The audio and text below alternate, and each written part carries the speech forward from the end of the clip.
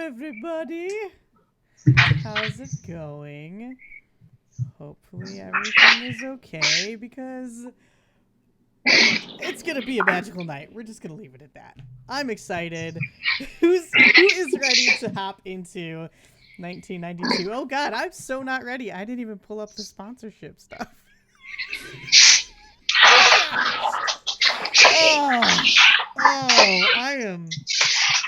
I'm great. This is awesome. Let's start off just everybody.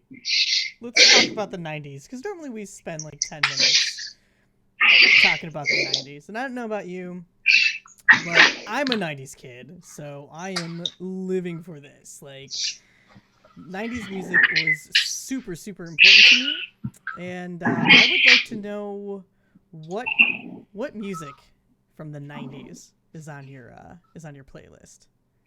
Yeah. Oh, you knew this question was gonna. I've been talking about 90s music all day. You knew this was gonna happen. Don't give me that look, Michael.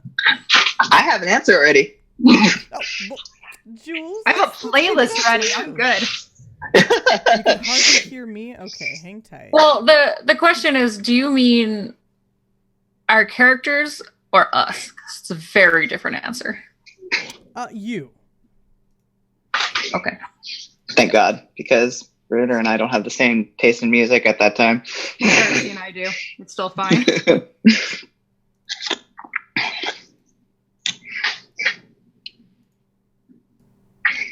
All right, how about now? How are my levels? Levels okay, a little better? So much better, yeah. Okay. We have to be able to hear Dad. Yeah, gotta hear Dad.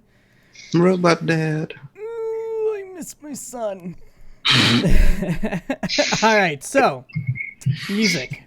Keep chatting because I still have to find the sponsor. Okay, I'll go first then. So I am 35, so I was prime time 90s kid material. I grew up on Long Island, and every summer we would always go out on the beach. But we wouldn't just go to the beach. Like, we had this thing where we would take the truck, and the truck would go out onto the beach, and then my dad would just blast music from like super like spooked up like, you know, stereo system. Mm-hmm. And for some odd reason, it was always Stone Temple Pilots. Like it just became like the beach anthem for like the relative like, you know, of the 90s years for me. So I just always get fond memories like every time I hear it. So it's good driving music for me. Nice. Very nice. Britt, you said you had some in mind already? Oh, well, yes. Okay. So, and this really has not changed since season 2. While I'm putting on whatever bad decade makeup I'm putting on in the bathroom, I have on my phone a quick link at this point to the ending theme. Whoa, that was loud.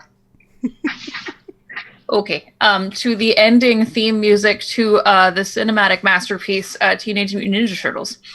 So, you know, Turtle power, Turtle power. I remember that film. Turtle power, Teenage Mutant Ninja Turtles. It's amazing. I love it. And yeah, I love that song. Good. And Rambo dances to it. Mm-hmm. Have you gone back and watched it lately? Because they look horrifying now. Yes. My partner had never seen it, and so he didn't get half my jokes. And it finally clicked like 3 years into the relationship. Like, why don't you understand when I scream out, I don't have to take this about being afraid, I'm going to go sleep in the truck? Why don't you get that? I've never seen that movie. Okay, sit down. I love it. Nice. Great. What about you, Natalie? Just call people out. Sorry. So I always think, so for me, I grew up a lot through the 90s, and I remember distinctly when I was younger, I grew up on 3 different things from listening it to from my parents, which was, I grew up on Beach Boys, Queen, and the Phantom of the Opera soundtrack, which explains all of my music taste going forward. Because the shared, I think, band that I have with Darcy now, that is like, so now going into what she is now, and also Natalie, even still to this day, I love Queen Strike. The Operation Mindcrime album comes out like early 90s, and I like listened to that to death back in like late high school and then early university. I was so into it. So that was that. But yeah, no, I remember growing up listening to, those are like my 3 influences. I still know so much of it off by heart. It's terrifying. But yeah. Nice. It's good. Let's see. Michael? How about you? So here's the thing. Okay, so for the last probably 3 months, I have been listening to nothing but like 90s playlists. The problem being that it's just playlists, so it all kind of blends together. I am learning I'm apparently not a 90s kid. I was born in 94. So I missed most of it, I believe. So if I had to narrow down one band that I'm super into, it's I can't remember what the fuck they're called. Sugar Ray. I love Sugar Ray. I don't know why. Oh no! What? It hurts a little bit, but I'm. Oh come on! Fine. No! It's fine. That was like the quintessential like summer pool time jams. Sure. You know, I like music that makes me feel nice. You had a great child. Did anybody else? That proves you're not a 90s kid. You know what? Did that selection just like hurt the heart of everybody else in chat born in the 80s? Because, ow. Of all of the music. Okay. Sugar Ray. We're talking about the 90s. You could have at least said Hootie and the Blowfish. Ow. It would have been fine. You know what? Was it the hair? Did you like the bleach? I don't think so. I just like the beachness of it all. You know what? I quit.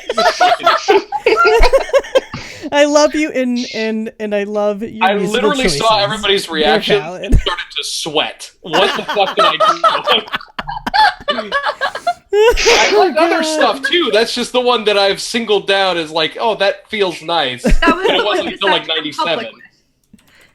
If you're just tuning in, we're just getting warmed up while I was hunting for something. We're gonna shift on over to Pro. Hey. What's your musical choice? Please don't say Sugar Ray. Sugar now. Like no, I was born in 88, so 30. Just lots of like Queen, a lot of classical in the early 90s, and then it just kind of went to like Soundgarden, and then a lot of rock and kind of punk. I suppose like Teen Spirit, Nirvana, and then like late 90s was all like Muse, just Muse, my favorite band today. And I was like, give it.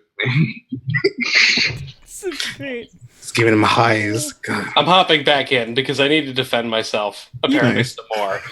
Here's the thing. Everybody says Nirvana. Nobody says Nirvana. I will fight you tooth and nail. I still think we should save him in this timeline. Michael, I love you. Don't listen to me. I said a Ninja Turtle song. Okay, but nobody had a panic attack over it. Here's the thing. Everyone knows I'm ridiculous. No. I love Queen. I love all that. I've always associated Queen with more 80s. So that's why I didn't say it. I would. I wouldn't say 90s. I mean, I only said like my summer jams thing. I didn't like mention like all the other shit I listened to back then. So you're fine. Sugar Ray is fine. Oh, cool. It's a clip now. Fuck. Put it on a t-shirt. Thanks, Navigator. You're the best. This is a terrible start to the season. How about we go on hiatus for another week?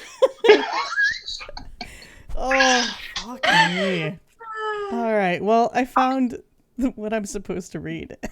So we'll do this the right way now. Thanks for hanging out, everybody. We love you. Hello. And welcome to Encounter Roleplay. Hello to those watching great start. Hello to those watching live right now on Twitch, and if you're watching on YouTube, be sure to join us live for this show every Wednesday at 8 p.m. Eastern Time. Today we're playing the first episode of Little Busters, which is a Tales from the Loop game. And we're going to take a quick moment and run around and learn who everybody is and what you're playing. Michael, how about we start off with you? Hello, everybody. My name is Michael. I am playing Silas, who is... oh, God, even Jesse's making fun of me now. Oh. I'm playing Silas, who is... I almost said a weirdo. He's not a weirdo anymore in this new game. He is the archetype called the Seeker, which we will get into, I guess, a little bit later.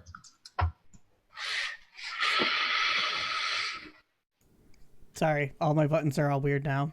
It's all over the place. It's fine, thanks. Excited to learn a little bit more about Silas and what he's been up to these past couple of years. Don't worry, Silas doesn't like Sugar Ray because they didn't really do anything yet. It's true. We should say Sugar Ray. Silas would like Sugar Ray, though, and Smash Mouth. Very limited by what has come out by 1992. That is correct. We all had, just for some background, everyone, we all had a lot of like brainstorm sessions where we were trying to figure out our character's favorite music, and we kept like hitting like, oh no, that was 1993. No, that was 94. Ah! So. Yeah. That happened a lot. We'll swing it over to Pro. How's it going? Hey, how's it going? Yeah, super good to be back. Happy to bring back Daquan. We saw them being sprinkled here and there throughout the season 2. I played Daquan, also known as Delay, the hacker, and sure glad to bring them back and bring some more mystery. Very, very happy and excited to have you back. Also, 12-sided guy. Just gonna see you, folks. Just gonna.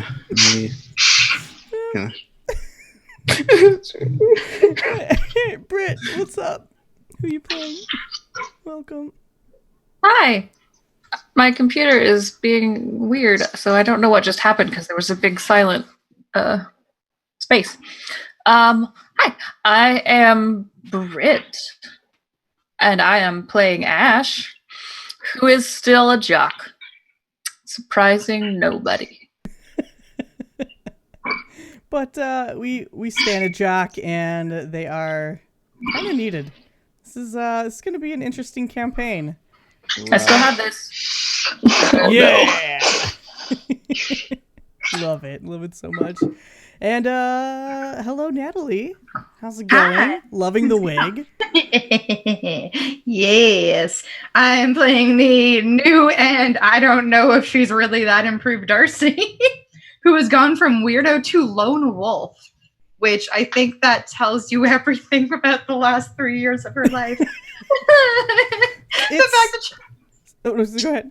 I was going to say, the fact that she's now a lone wolf and has gone kind of goth, yeah, I think we know what happened.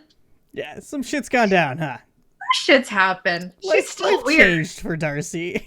Oh yeah, she's still weird as all get out, and it's gonna be great. It's gonna be but yeah, well, thank you. Glad to have you back for this season. And last but not least, Jules, how are you? I'm doing great. I cannot wait what amount of shenanigans we all get into. I will be playing Ritter, who has given up the rock music for some EDM, and he is now the raver. So, still likes instead of sex, drugs, and rock and roll, it's just sex, drugs, and high BPM music. Oh, yeah.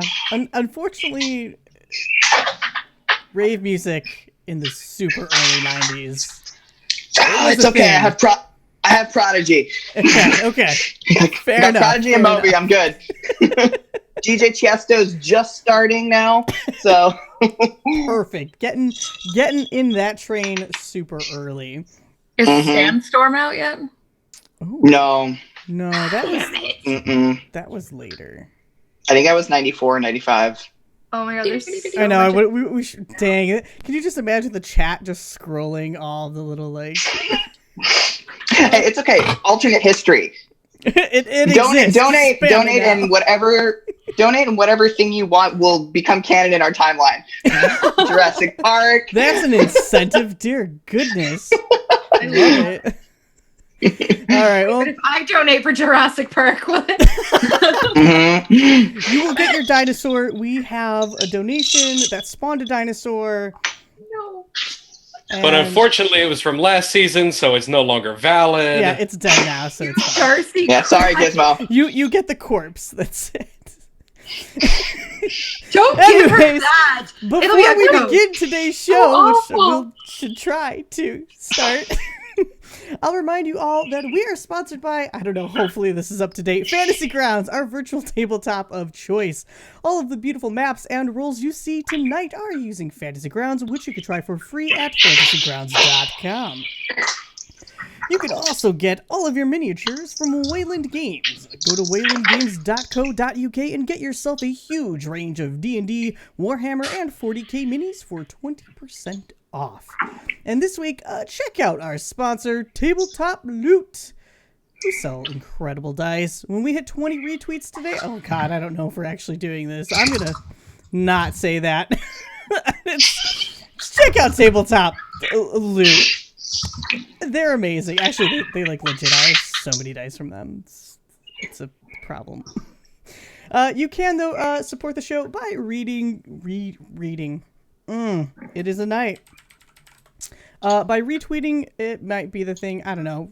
Go to Encounter Roleplay on Twitter and retweet our tweet there. Get more people in to our 1990s crazy adventure with Tales from the Loop. And finally, I'd like to remind you how you can interact with today's game. You can donate to impact the game by giving players natural 1s, natural 20s, wild magic surges, and maybe still this month, the Table of Pets. I don't know. But we'll find out. But you can definitely interact with the game. Unfortunately, we do not have notifications turned on, so if you do anything, please let us know in the chat, and hopefully we will notice and read it and appreciate it, because we appreciate you. Thank you for tuning in. Also, if there's a moment that you love during the show, please remember to clip it, because we love to use it over on the Twitters. And without further ado, you are all going to listen to me read something for like probably 20 minutes. I'm not ready. This is fun. We're going to start this. I don't have tissues yet. I'm not making you cry. Y'all are the ones that are going to make each other cry. So, welcome to Lake County, Illinois. It's located about 45 miles north of the great city of Chicago. This county is home to the newest Synergy project, The Loop. Located to the north of the county, the Loop sits on the edge of Lake Michigan, and it has 3 behemoth cooling towers that can be seen from all over the county. Life in northern Illinois is busy, developing, and yet still full of that small-town charm. Summertime carnivals take over the beach along Lake Michigan, while harvest festivals fill the downtown areas. The towns love to rally together during homecoming football games, and the arcade is always packed on the weekends with kids eager to leave behind their initials at the top of the score charts. But everything... GG! Phone's off! I'm sorry. That was like a spooky, fun kind of sci-fi noise, though. That was. It kind of Right was on very cue. fitting. Oh my. Literally, as I was about to say, but everything changes. And everything falls apart. In 1988, a group of kids began noticing strange things happening around the loop. People were disappearing, strange sounds could be heard at night, and nightmarish creatures lurked in the darkest corners of Hawthorne Heights. After discovering an old Cold War-era bunker, the kids began to unravel a nefarious plot that threatened the entire world. A parasitic alien species known as the Derricor were planning to enslave the entire population of Hawthorne, and eventually, the world. However, with the help of their friends, a wonderful parent, and a broken robot, the kids were able to thwart the invasion and dispose of the remaining aliens. Life in Hawthorne Heights continued on. Parents continued to go to work, kids continued to attend school, and still, signs of the strange and unknown lingered, until that strangeness reared its head for all to see. Skipping forward to 1990, advancements in artificial intelligence that were left unmonitored and unregulated meant that some robots were eventually able to become self-aware.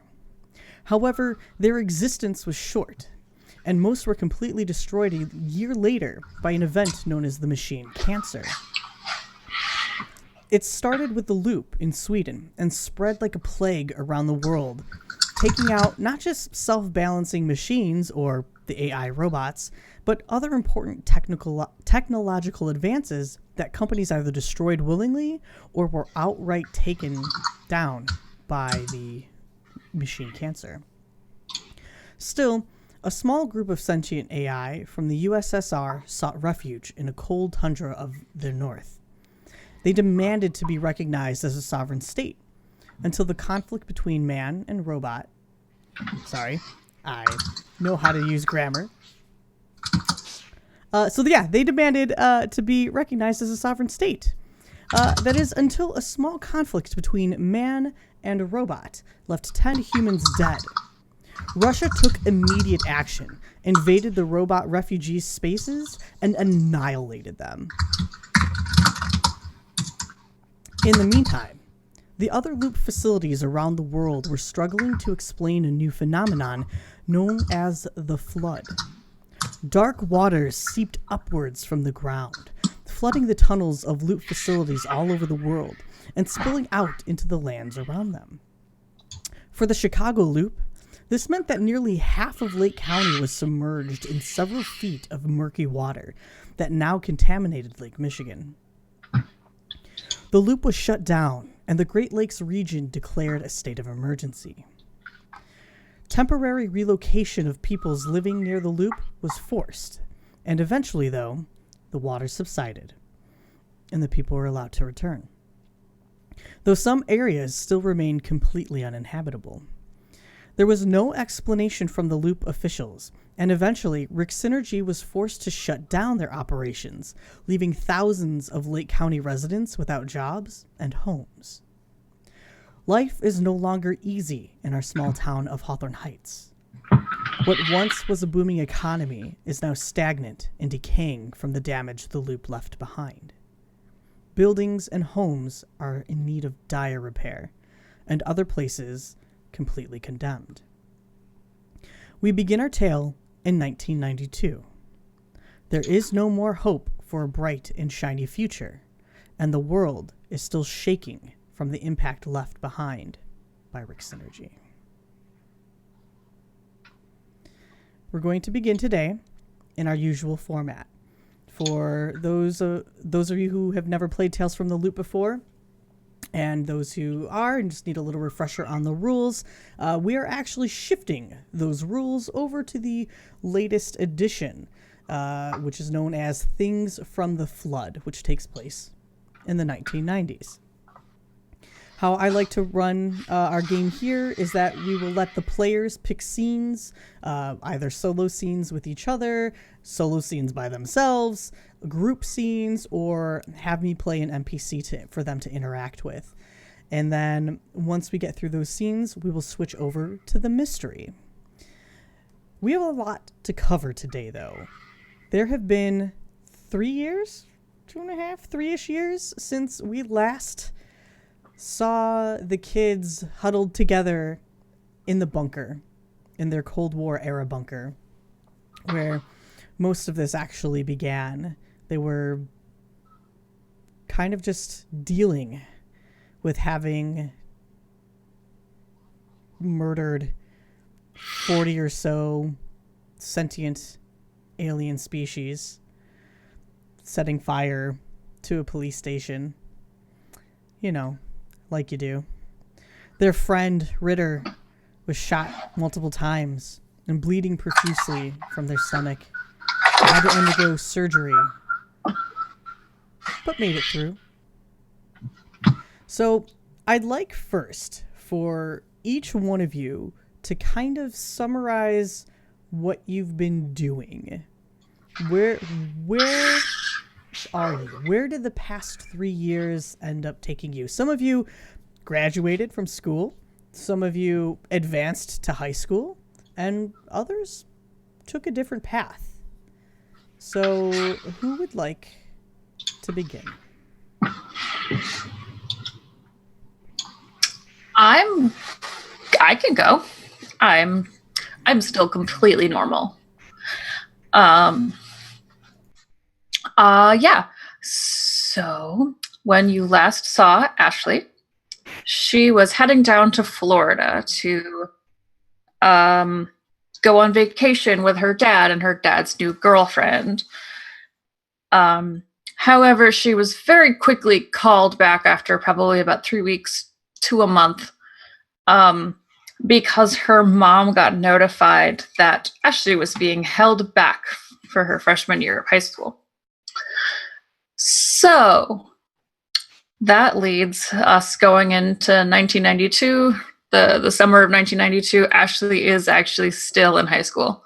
I'm about to go into my senior year because I was held back for that year. Ashley's still a jock. Still is on, the local sports teams. Has a nice girlfriend named Samantha. Samantha is already starting to look at colleges. She's a very smart girl, pressuring Ashley to start thinking about colleges. Ashley's mom got remarried to a rather well-off fella.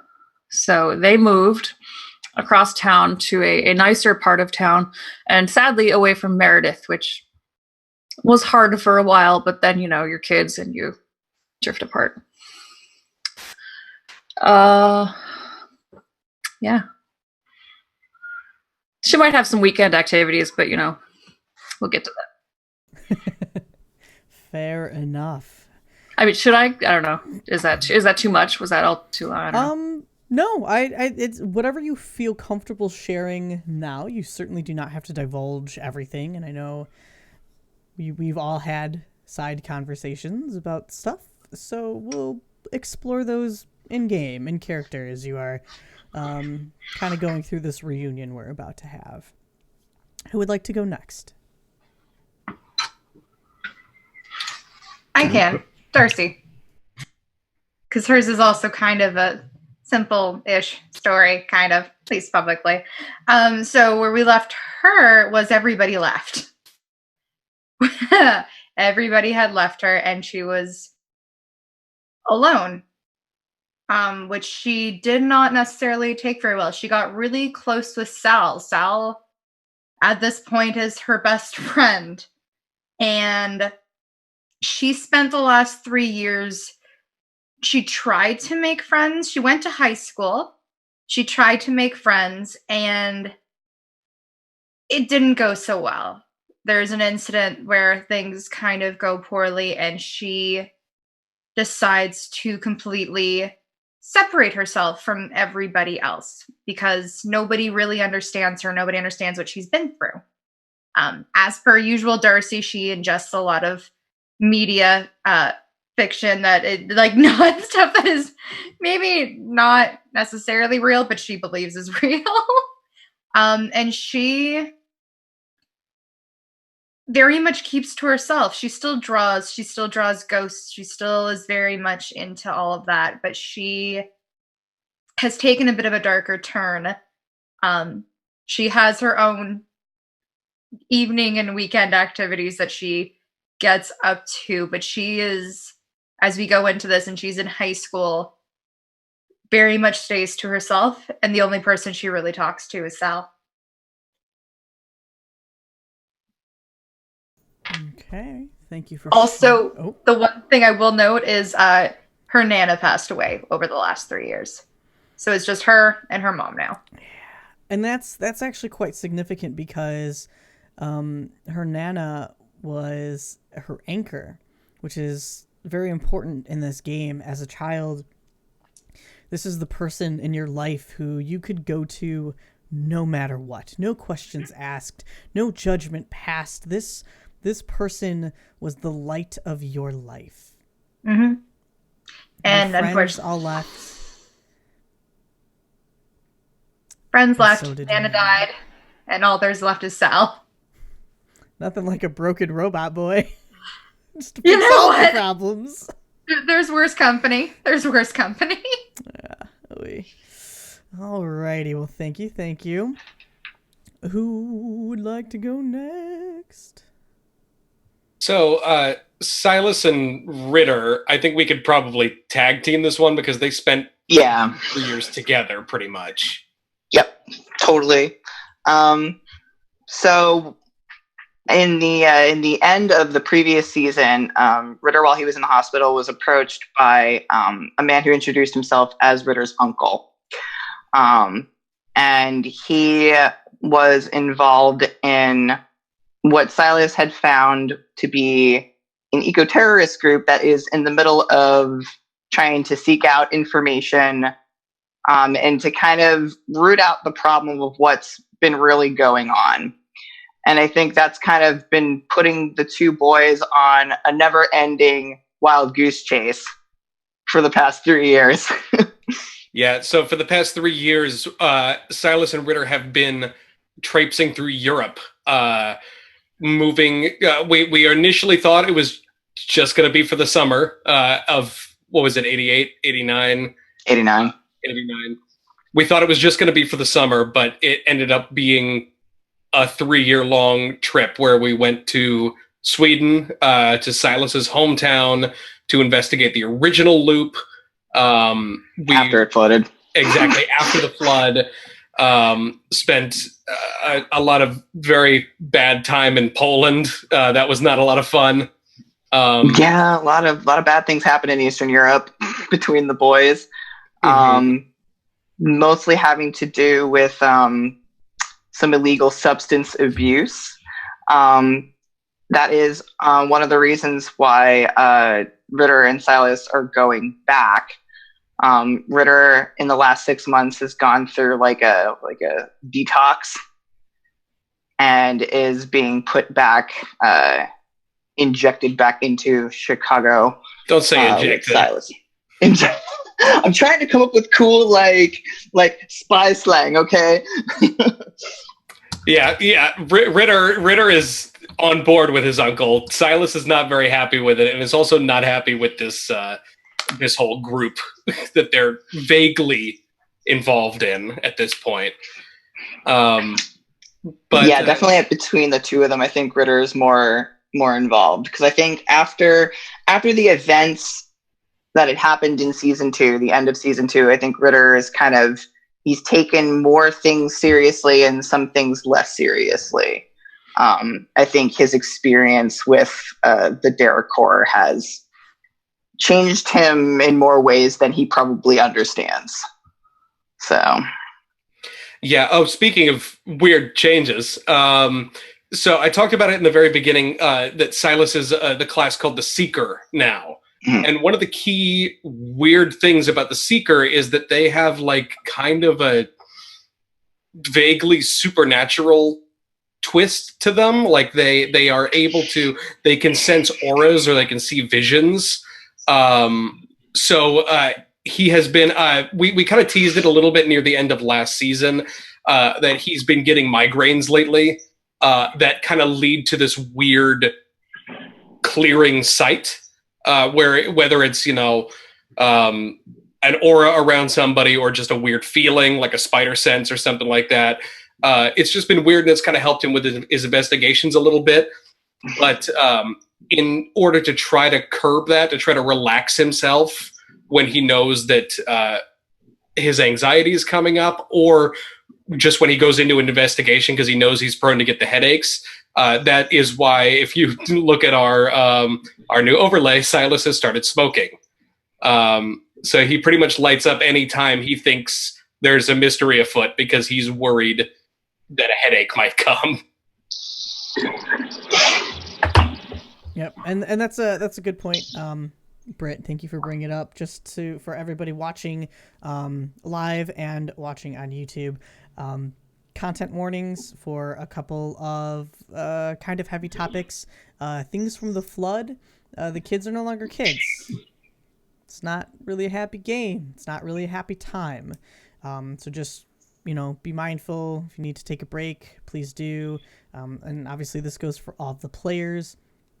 If there's anything that we touch upon that's too much, let us know. We stop. We fade to black. We shut down entirely. Whatever you need to feel safe and comfortable, you are absolutely the priority number one. So just keep that in mind, okay? With that note, so cheery, we'll switch on over to Delay. Yeah. Last time we heard anything about Daquan was the answer phone message, and then the police. And then the police kind of notification, FBI notification, surrounding Daquan and the kind of aforementioned Cohesion kind of group. They had left to go kind of into Chicago during that time to go with Mice's cousin named Blake. Soon found out that Mice and Blake were actually part of Cohesion, and they wanted them to join. After a time refusing, they'd agreed to kind of go on Blake's mission to like a data farm, kind of hacking to like one of the computers because that's what they were good at. That went awry. Everyone but two died, Daquan and someone else named Jade. They made it back to the safe house. They left, scrubbed everything. They tried to hack into anything and everything that kind of related to all three of us, Mice, Jade, and Daquan, all traces as much as possible, and kind of get as much money from their parents' bank accounts as well. They went to the UK, did more stuff with Cohesion, just more like not like eco-terrorist stuff at that point. It was more just like protesting and rallying. But it soon came to a point when they started making more kind of message boards in like the 90s for like people who had like been affected by Rick Synergy in different parts of the world, kids, like their own age. Again, more and more of the same. This is happening to me. My parents are missing. This strange thing happened, and everyone was saying they wanted more to be done. So the three of them, Day, Mice, Jade, decided to break away, and as kind of young-minded kids do, they thought of a cool name, not to be connected with Cohesion anymore. They were the True Cohesion, because that's edgier, right? Because they stood for what was right, and they want to do more hardline stuff. So they come up with fake names. Daquan came with Delay, kind of honoring the dead father and the mother. The father gave Day his name, Day their name. So I want to keep messing it up. So I apologize for that. And his mother, their mother's last name, Slimore. So Delay. Mice went to Roach, and Jay went to Crystal. Years went on. Eco-terrorist stuff went rampant. Firearms, explosions, actual breaking into like places and scrubbing data banks and uploading it to like the internet, or like black sites trying to get the information out there, working with other people in Cohesion as well, trying to get that information out there. Mice died. More people died. And then eventually they went to Russia, Scandinavia. Fell in love with one of the AI units that they saved. MA3 May.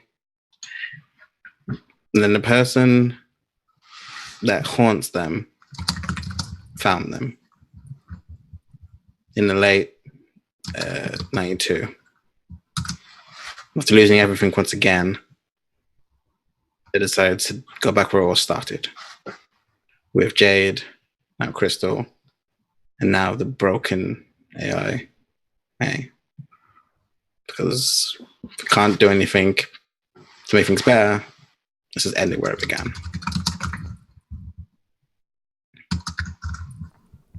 Yeah. That's them. Daquan's been through some stuff. Mm-hmm. And, some pretty important stuff, really. Lost some people along the way too. It's really tough, especially because how old is Daquan? 18? Daquan is 17. Yeah, and they lost everyone because the cohesion that they were part of, they gained more followers. About 12 actual. Mm-hmm.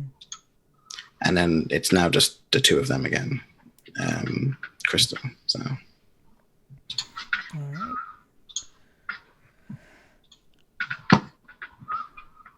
Where do you want to go? This question is for everybody. You've had plenty of time to think about our interactions. Are we checking out the bunker? What's left of the bunker? Are we randomly meeting at the mall? Or maybe the milkshake stand called Mooney's. Or we can pay Auntie Silas a visit. See how she's doing in the library. What have you decided? I had a thought that might be kind of pre the actual all of us running into each other. When Silas and Ritter left, Silas did his best to keep in contact with Ashley, at least, and by proxy, Darcy, because he just kind of assumed that Ashley and Darcy would still be hanging out together. So over the months of summer, it kind of ended up petering out, and then I think about 2 years passed without him contacting anybody from back home. But I think that Ashley receives a postcard in the mail just a few weeks ago, and it reads, Ooh. Dear Ashley, I'm sorry it's been so long since I wrote. How are you and Darcy? Is Sal still all right? Things have been difficult for us these past few years. I just hope you can forgive me. I know we said it would only be for the summer, but we got caught up in our investigation through the old loop, and there were some complications. Everything is okay with us, but we have stumbled onto some troubling developments. But that is something I can discuss with you all later. Because even though it is under some unfortunate circumstances, I am writing to tell you that we're coming home. We should be returning in the next few weeks if all goes well. I really look forward to seeing you and Darcy again. And I know Ritter is too. See you soon. Silas.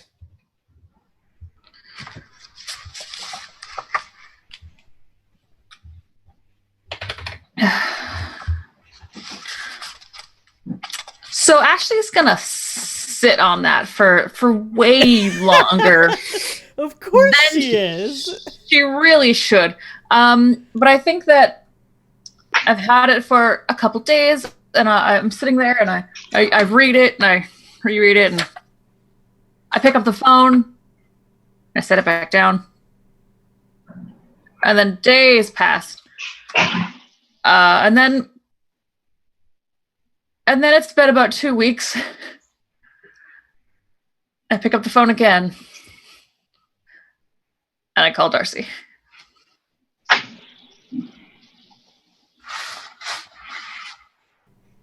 Do you answer?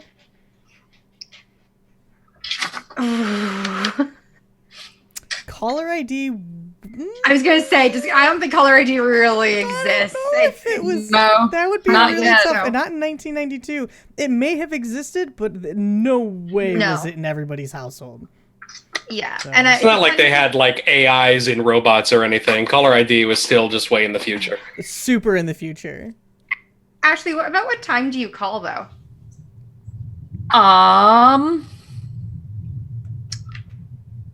It's a Thursday night after baseball practice. It's probably about 8 p.m. Okay, yeah, no, Darcy would be home at that point. She doesn't gone out for the evening yet. Whoa. I know, right? What has she been up to?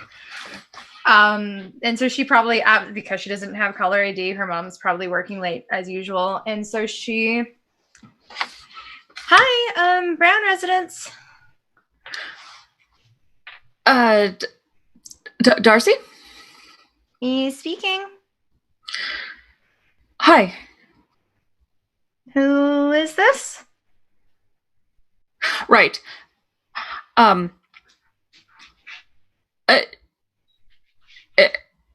Never mind. And I hang up. Well, that was weird. Okay. So let's get going, buddy. I'm gonna call back.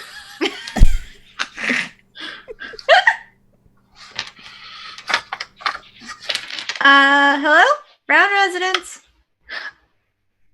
It's actually the guys are coming back. I just thought you might want to know. How's Wait. Sal? What? Sorry. Hi. Ashley? Yeah. Oh. Hello. Hi.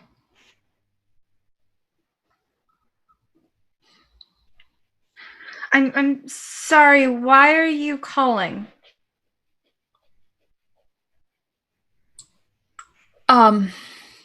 Silas wrote to me. And you. Both of Silas us. wrote to you. Well, it was to you and I at the same time. Sure it was.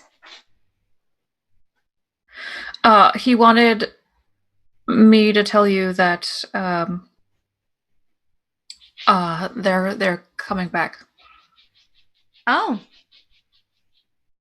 Really? Why?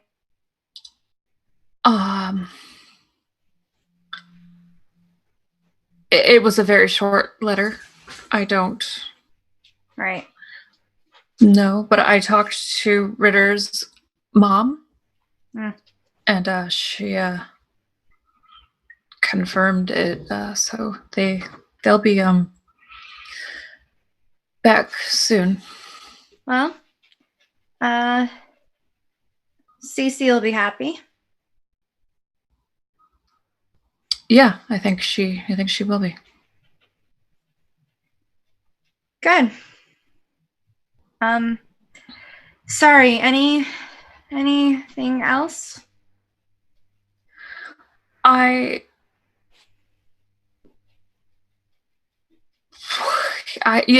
heard about some of that robot stuff on the news.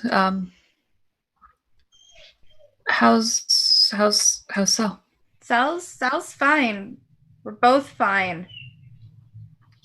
Cool. We're both doing just fine on our own. We are good.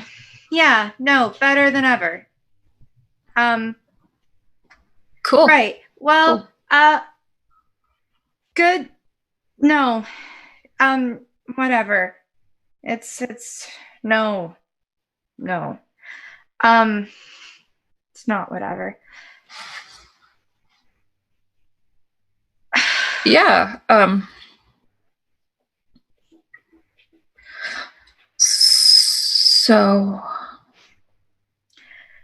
you know what? We have to go. Sal and I, we have to go. So, I guess maybe see you at school, I guess. And if the boys show up, whatever. It doesn't matter. Have a good night. yeah, And Darcy hangs up.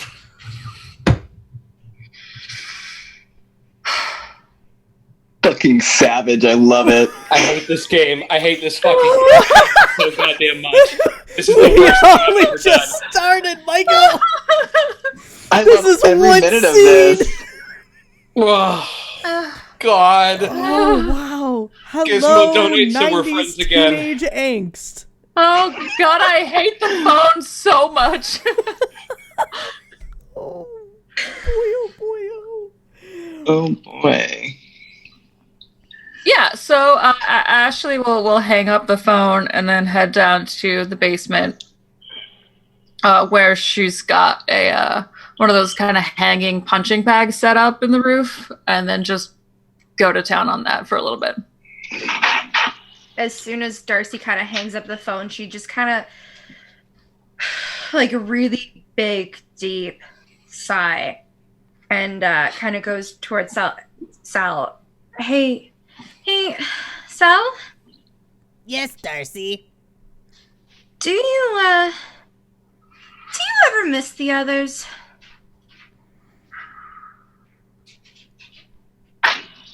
I miss them because they made you happy. Right, well, they don't anymore. You make me happy, Sal. You are Sal's best friend. And you're Darcy's best friend. And he, Let's, awkwardly hugs you. Oh gosh. Let's suit up and go out, Sal. We've got a job to do. Yeah, let us do this. Yeah, let's go. And she, gets ready to go out. That's where I'm leaving it. I'm not. No. I think that's a good place to stop. That's good. That's really good. Oh, one day Is she a Ghostbuster? What the fuck is happening? She's going up to kill in cold blood. She's going out to feed. To sacrifice. I mean, I upgraded from chickens to try to get Mr. Blink to show up, guys. I'm kidding. Serial killer, Darcy Years confirmed. of obsession. I will find that cat. I will make it mine. It's your white whale. It really is. Oh my god. Gosh. All right, who's next? Who wants to make everybody hurt and cry? Cause fuck you. Can I request a scene with my uncle? Oh shit, no. Then I have to play your uncle. No. Oh, What, I'm not ready to play Wolf. It's just like You don't want to participate? no, I do. We'll do this, but I'm gonna disappoint you because It's okay. You're not gonna disappoint me. You're gonna disappoint Jacqueline Hare in the chat. I don't know where It'll be this fine. wolf originally comes from. I don't know anything about them except for a mistake. He's a mistake. bad man. So You have- And go. So before we get into Wolf's character, how about you explain a little bit about Wolf, so that others can know a little more. All right. To explain in the briefest of Ritter's new anchor, that's who Wolf is. Wolf, also known as Christopher Yeager, used to be a employee of the original Rick Synergy loop. There was an event that occurred within the loop that was eye-opening for him, and he decided to leave the company, and soon enough found himself involved in greater aspirations in life, and has since been in conjunction with Cohesion in terms of collecting information to expose places like Rick Synergy and another company that we haven't listed by name yet, so I won't say it yet. Wolf is a man that used to love extravagance, excess. He is one of the reasons why Ritter delved so deeply into drugs after the need for pain medication. He's a smart man. Maybe not the most personable of people, but he's a smart cookie. So, questionable fashion choice, covered in tattoos.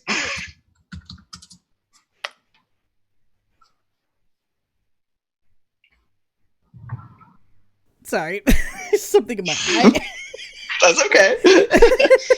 if you don't crying now. No, I'm just gonna cry. Yeah, no. Oh God. If you don't want to do a scene with Wolf, no. I'm not crying because you're like, damn it, I don't want to play another involved NPC. CC was enough. Oh no, I love CC. Give me CC all day long. There will be more CC. We will definitely have more CC. Oh, I mean, it could be a scene with CC and Wolf if you want. No. God, that is. CC and Wolf, you and are. we'll log off for a bit. That's too soon. Too damn soon on that. I will just, and I guess to explain to the rest of the chat, Wolf and CC don't see eye to eye for more reasons than one. Maybe we'll get to it.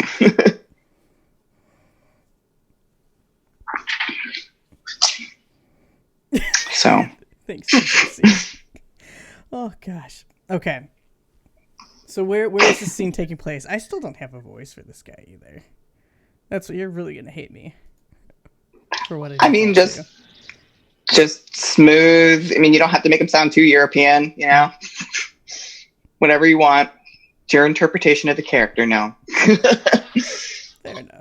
I would like to say that this can happen in our new apartment. Okay. That was given to us, that was set up for Silas and Ritter. So that way we're at least already back in America. Mm-hmm. And I think Ritter, who's been recently, released from rehab, he was a little stir crazy, being cooped up there for as long as he was and dealing with things like sitting in a circle and having to talk about your feelings. But that was hard for him because his feelings are about things that no one else can understand. So he kind of kept a lot of that repressed. Now that they are back in Chicago, there's a lot of like old memories, coming out. He's already sent correspondence to Chloe, who he's been in contact with this entire time. Outside of Silas, he's been probably the closest in speaking with Chloe, so much as they've even met up in Germany for a spell during that 3-year gap. Ritter has told Chloe things that he probably might not have told Silas, just simply for the sake that Silas probably isn't interested in a lot of the Derek Corey stuff. And Chloe has so much information. So much information on it. They have a lot of information to kind of bounce back, back and forth. That being said, a certain Derek Corey is still swimming around somewhere under Chloe's care. So I think, the scene can probably we got boxes everywhere. Wolf has come with us. And I think Ritter kind of he doesn't want to unpack. There's too much. It's overwhelming. He's already feeling twitchy. And I think he will kind of approach him and he starts tapping a box. without saying anything, but just staring and tapping the box. And your uncle slowly looks at you, probably slightly annoyed. Can I help you? Yeah. Why are we really here? We're here because you need a better home right now. Somewhere you feel grounded. But didn't you say that this was a security risk in the first place? That's why we left? I may have said that, yes, but it is for your safety, both for other reasons and for yourself. Uncle Wolf, come on. Cut the shit. I know you were here because of the loop. We have to be, right? And he kind of he goes over and kind of like helps him like open up one of the boxes. Mm. There's like clothes or whatever in there. Mm. You know, there's a lot of things that have gone on over the past couple of years, and honestly, the further away you are from Russia is probably for the best. Poland was close enough, right? We don't like to discuss Poland. Yeah, neither does he.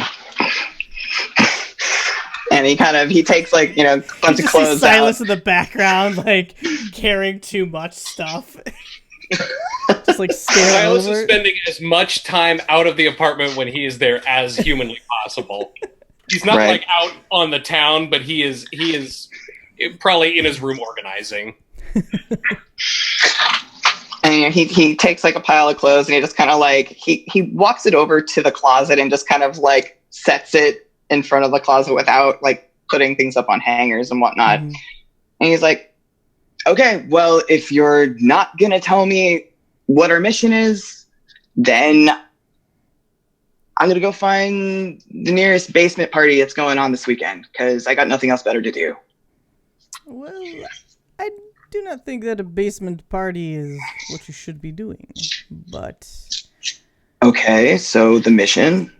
So the mission is to not go to any fucking basement parties. He, like, stares pointedly at Wolf. Wolf stares right the fuck back, like, stonewall face, like... Boy, I know what you're trying to do, and it's not going to fly today. At least not right now. That's bullshit because you're probably going to go later, but fine, whatever. I am an adult. I can do what I want. So am I. It has been a long time since I've been in America. I also don't know what fucking accent they keep switching to. It's... You'll come up with one eventually. Yeah, well, one will eventually. I usually go to, like... Yiddish because I know it. Wolf's not a Yiddish type of guy. No, he's German and probably got some sort of fucking, I don't know, Finnish in him or something like that. Something in there. But he can have whatever accent you can give him a Yiddish accent. It makes it easier for you. Everybody's a Yiddish in this game. All right. Well, I'm an adult too, and just tell me what I need to do so I can stay focused. I can keep him focused. Don't tell me to talk to Ashley because I'm not. Ritter.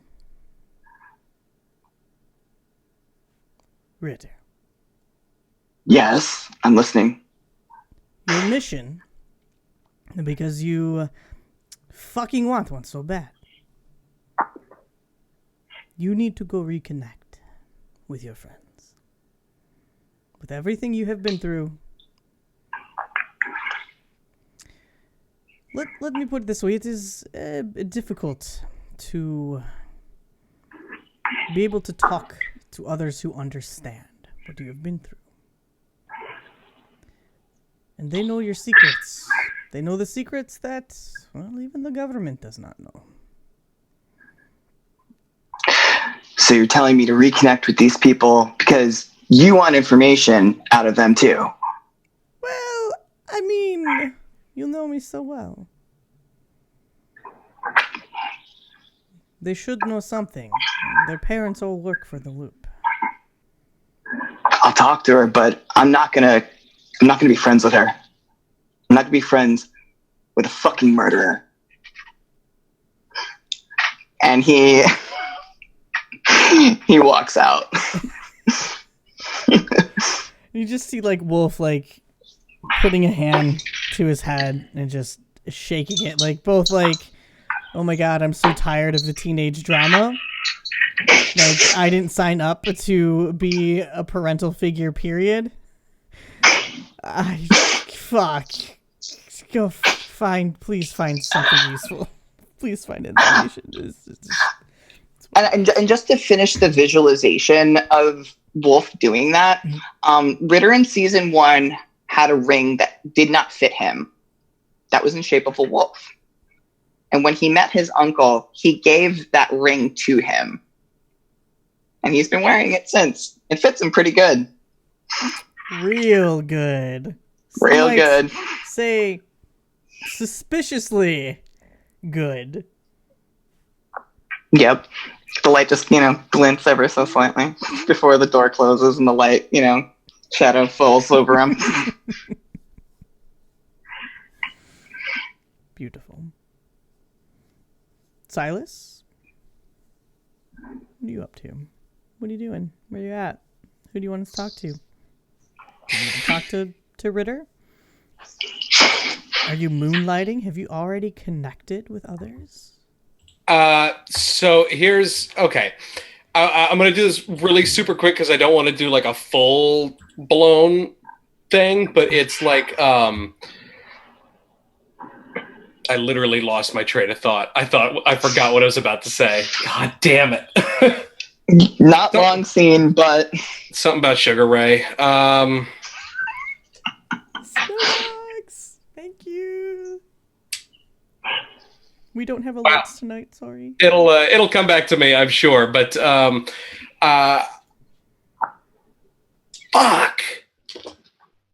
I had an idea and everything. Okay, it's gone. So skip me for now, and I will think. All right. God damn it. Daquan, do you have a scene that you would like to do at all? I would, yeah. Okay. Let me just fucking put this up real quick. And they has an apartment that they kind of have with Crystal, Jade, and May. But they has kind of left it. I think it's like evening time. And just to kind of give an example of kind of like what day kind of looks like. Would it be feasible to have like a vehicle? Yeah, totally. Whether Yes. it's legit or not. Probably not. Yeah, probably not. Yeah.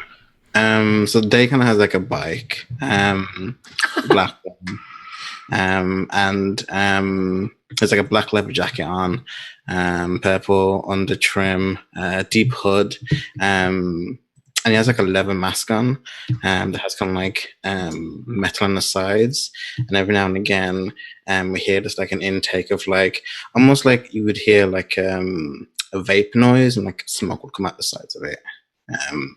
Seems like something that they've kind of rigged themselves, and they're just kind of driving along in the bike, and they end outside their old house. Okay. So, Daquan, your old house, actually, you came from the nice neighborhood, Littleton, actually, because both of your parents were brilliant scientists who worked for the Loop. Your mother had passed away. No, missing. Missing. After That's right. Mother is missing, And then your father, however, was murdered. And you were nowhere to be found. The house was cleared out, and a new family was moved in. However, since the flood, and since Littleton was one of the closer subdivisions to the loop itself, it suffered tremendously. Most of the houses, some of them are just completely left in rubble, with roofs collapsing because the foundation just couldn't hold them anymore. The streets have not been paved in a long time. They are cracked. There are potholes everywhere. Some areas have overgrowth, where the forest that separates Littleton from the loop itself has started to reclaim what once was theirs. And you are able to get to your house. Really not a problem, because there is still, enough path to kind of make it through. Some areas that were not as up on a hill compared to others are actually still submerged, partially underwater. But your house was up on a hill, and it is relatively untouched. You do see a couple lights on. The porch light is on. There's a minivan in the driveway.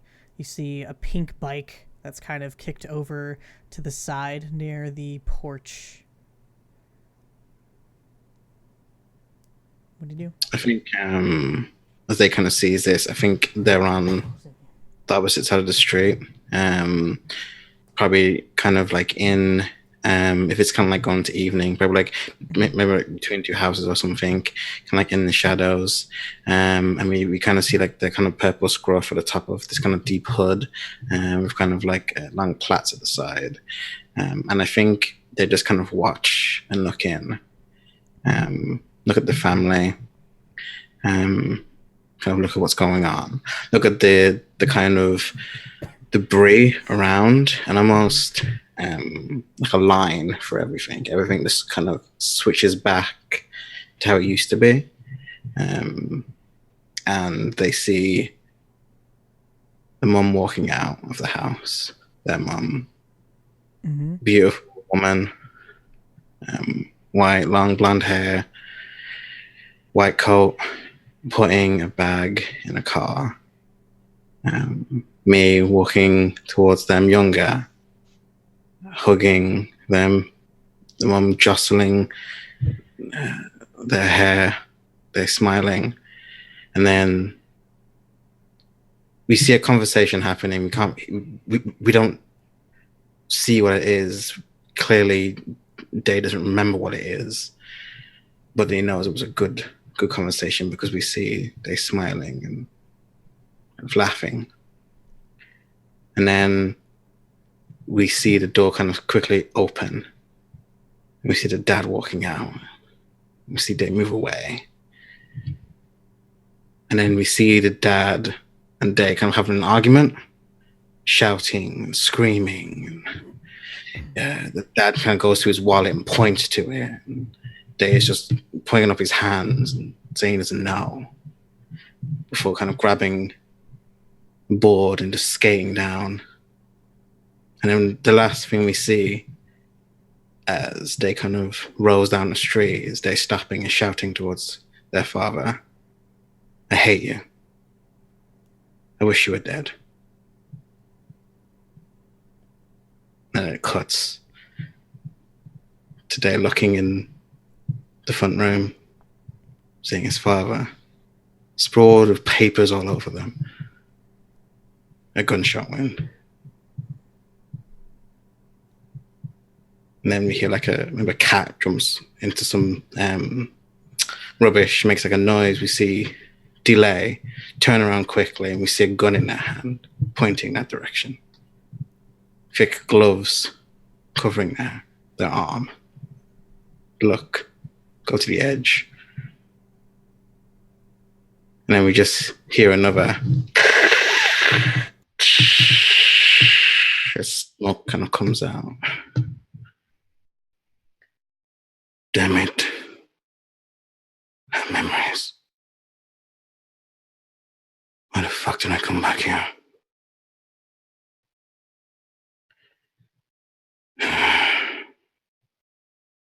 One more stop. One of the bunkers still there. And that's my scene. Okay.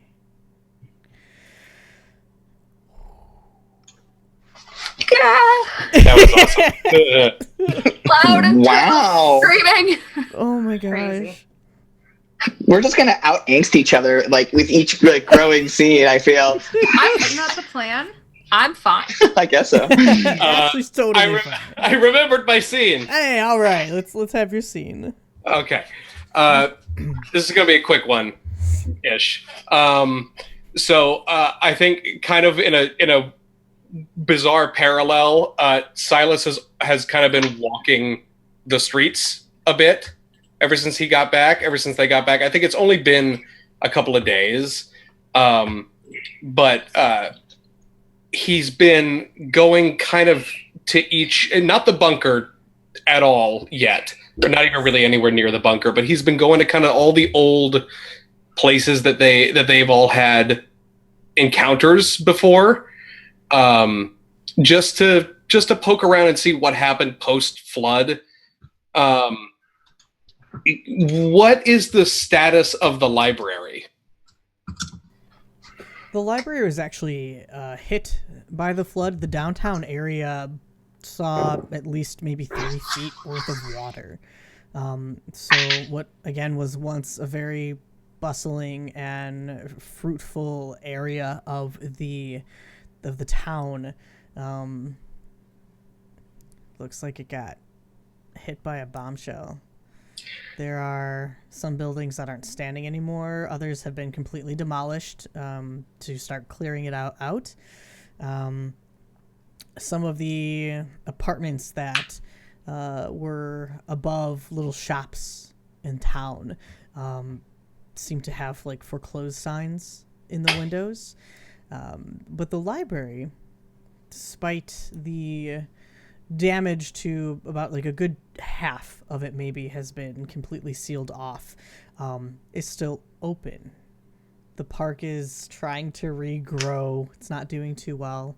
But the library is still a public place, and your aunt has been determined to have at least one good thing left in this town. So I think just a brief visit there, checking out kind of the area of the park, maybe that's still closed off where the fucking hedge maze popped up and we all almost died. We need more of those. And I think heading, just kind of walking downtown, and like he feels a little bit of a something. He lights up a smoke real quick and just starts kind of absentmindedly going as he's walking down the street with his hands in his pockets. And I think he's just thinking like Ritter doesn't know that he sent this card to Ashley, because he knows Ritter wants nothing to do with her and probably nothing to do with this whole thing really much anymore. But he knows, he knows that they all have to get together at some point. So he's just kind of like racking his brain, like how am I going to get him to agree to this? And I think as I'm walking kind of by, so where in relation to the library, because I imagine he's been out for a couple hours, where is the hospital that Ritter stayed in? The hospital is actually walking distance. It's right down the block. Cool. So I'm sort of heading down the street and, just kind of take a look up at it, mm-hmm. as like, I think the headache, like, comes a little bit further, and I get just a flash of kind of one of the last moments that Ritter and Ashley actually spoke to each other, like for real, because we were still there for like a month after that, but I just remember the moment where it was kind of clear that they weren't going to be friends anymore, and it went a little something like this. Dance monkeys. So Ritter this is now the summer of 1989 again. Mm-hmm. Screen fade.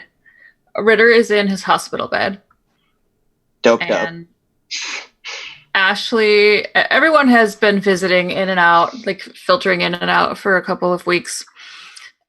And Ashley has done her best to not find herself alone with Ritter. But at a certain point, everyone has filtered out except for Silas, who is sitting in one of those hospital chairs, like over in the corner of the room. And it seems like he's taking a nap. Clearly he's not. And Ashley's trying to find a way to make her exit. I imagined that Ritter had been trying to get either Darcy or Ashley alone to talk to for a while as he comes in and out of consciousness. I imagined that he asked Cece to get one of those like Jell-O packets or something like that so that he could eat, and noticed that Silas was asleep. And I think as Cece leaves and as Ashley kind of stands there awkwardly, he's laying in bed. He's still bandaged up. He had surgery. There was a lot of sepsis that happened due to being shot in the stomach and stuff like that. So, he's still a little out of it at this point in time. But he still jumps on the singular moment that they're alone. And he's like, Ash, can I ask you something? Yeah, what's up? I don't know why, no one else is, saying anything of what happened at the police station. I saw, on the news that, it burnt down. Is that true? Yeah, it burned down. Did you and Darcy, do that?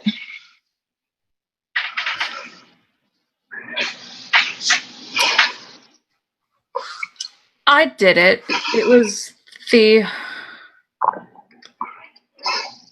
only way to hide the bodies of the police officers. Our fingerprints were all over everything. I made Darcy leave before I did it. What'd you do? Grab the gasoline that the Derek Corps had me grab? Yeah. Ashley's trying real hard to remember that accurately because she's lying. That's fine. And he doesn't. She's also really wet-eyed. Yeah. Okay, that's fine. I'm still worried that they're gonna find out that we did this. This guy came in and talked to me about stuff. Things are way bigger than I thought. But as long as you're okay and Darcy's okay, and he pauses. Ash, what happened to Sarah? Sarah's okay, right? Ash is holding one of those shitty hospital paper cups and spills a little bit of it on herself.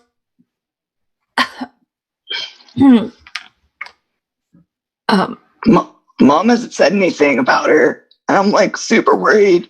I was supposed to take care of her, and Derek Cord, he had his own thing that he needed to do, and we couldn't let her know. I wanted to let her know that we were doing this and we could do this together and stuff. But he was no, we have to do it this way. But she's cool, right? She's just in the basement. Ash is quiet. Doesn't answer. Just kind of looks at the street. Ash, look, I know I'm like doped up and I'm like saying stupid shit right now, but like, you hear me, right? Like, I know you didn't like her, but like, you wouldn't have let anything happen to her, right? And I think at this point, he's straining to get up, which is a big no-no for having an abdominal and spinal injury. Ashley sees this despite the fact that she is trying very, very hard not to cry and is trying very, very hard not to meet Ritter's eyes, rushes over and kind of pushes him back down. Still doesn't meet his eyes, is still kind of like looking down. I think he used that as a tactic, and he grabs her shoulders really hard to get her to look at him. Ash, what happened to Sarah? She didn't make it out. And his eyes now well with tears. What do you mean she didn't make it out? What happened? I have to go. You need to heal. Your mom's going to be... bye. And she leaves. Oh, I imagine she probably pulls hard. Yes. And she leaves, and Ritter is kind of left with this sad look that turns to incredulous, that turns to rage. Very quiet rage.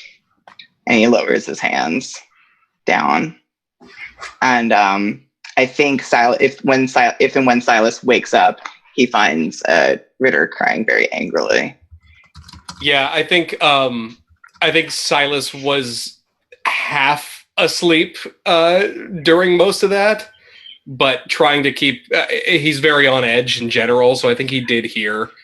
And I think all that he does is go over and just kind of put a hand as gently as he can on your shoulder and just kind of hold you as gingerly as possible.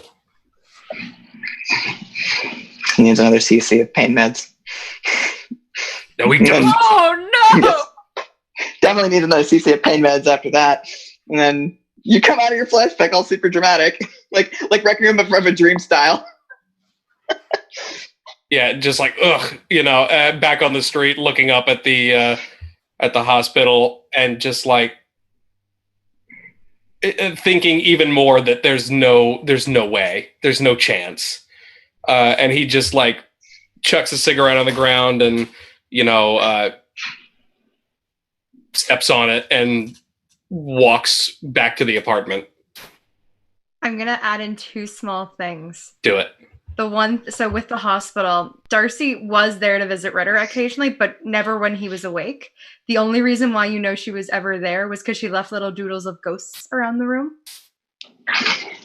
And as the scene closes on Silas's flashback, you see actually Darcy and Sal probably through some nearby wooded area as they're there, they're in dark clothes and just kind of watching him and just kind of, right. I guess they're back after all. What is happening? What's going on? Now it went from like creepy, like from like cute weirdo stalking to like creepy stalking. The evolution of Darcy. I think Darcy's gonna kill me, guys. I think she is. You're dead, dude. Oh no.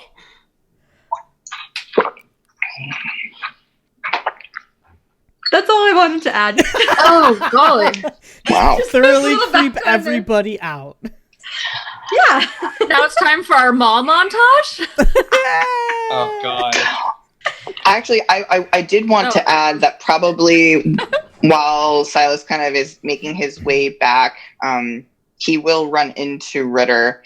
Ritter, whose style has changed vastly. He wears very like loose, open clothing, and he has little to no qualms with exposing his chest now, which has a styling of tattooing that mimics the Derricore water pool regeneration symbols. And he has no qualms with showing off his scars either. And he kind of sees Silas and he waves and he's, suddenly he's happy again. And he's like, "Hey, there you are. I was wondering where you went." Ritter, what are you doing out? I was just coming back to see you. Oh, well, I didn't really want to do the whole unpacking thing. Besides, Wolf's super OCD about everything, so I figured I'd just let him deal with it. Question. And as he reaches him, his arm's gonna wrap around him and hug super tight. Answer? So, you talk to the girls, right? What? You talk to the girls, right? I don't. I used to send them letters from a very long time. What? Recently, babe.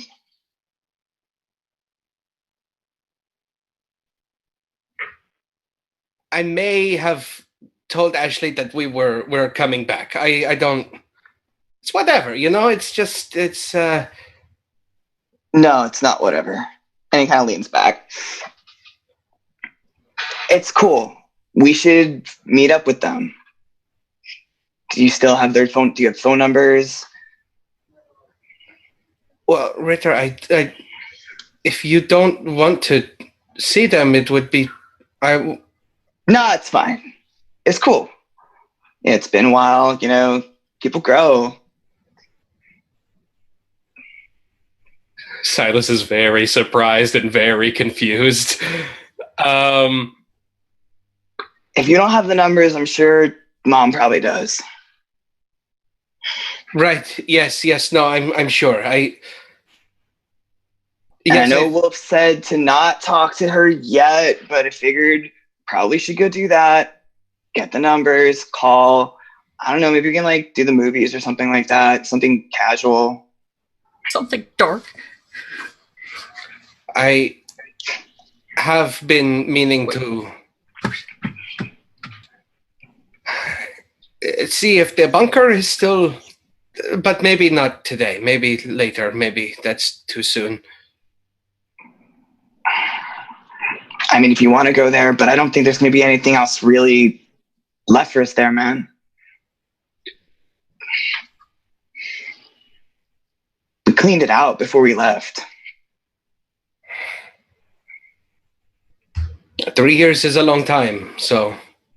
Right. We're not kids anymore. It's not like we need to have a secret kid base or whatever, right? Well, I mean, honestly, it seems better as a secret adult base, doesn't it? If you want to throw parties there, sure. He kind of punches him lightly. Come on, let's go talk to Mom. Okay, you say that really, really quickly before he can react, and he just ugh. Party is kind of a trigger word for him right now. So he just goes and catches up with him, and wraps his hand or wraps his arm around yours, and we skip gaily to your mother's house. Wonderful. Cool. Oh, Lord. Wow. I'll refrain from doing the thing which would be, comedy of errors and being at Cece's house. I'll just not. I thought it was setting up for that. But you don't have to. It's okay. Are we doing Cece's house? Do you want to do that scene? I mean, it's up to you. I was trying to create a reason for why all of us can eventually be in the same place at the same time. I don't know how to include Daquan in that because Daquan's over here. We've already got a plan for that. Actually, you've already encountered Darcy. Mm-hmm. Mm-hmm. Darcy's already encountered us. I can be at Cece's house. I think that's actually probably fairly reasonable. Oh man, I'm gonna start a fight right off the bat. Cool. Let's go. That's what I'm Please thinking. don't kill me. Please don't kill me. I like this game. Just for A, the sake of time, and B, to make sure that we have everybody here for this meetup. I did notice that you were talking about the mall. Did we want to have that drive-by encounter instead? So we were thinking about that, but everybody is kind of like that the kind of thought with the mall was like nobody knows that anybody else is here, and we'd just run into each other, and it would be very funny. But like everybody is very aware that everybody is in the same town now.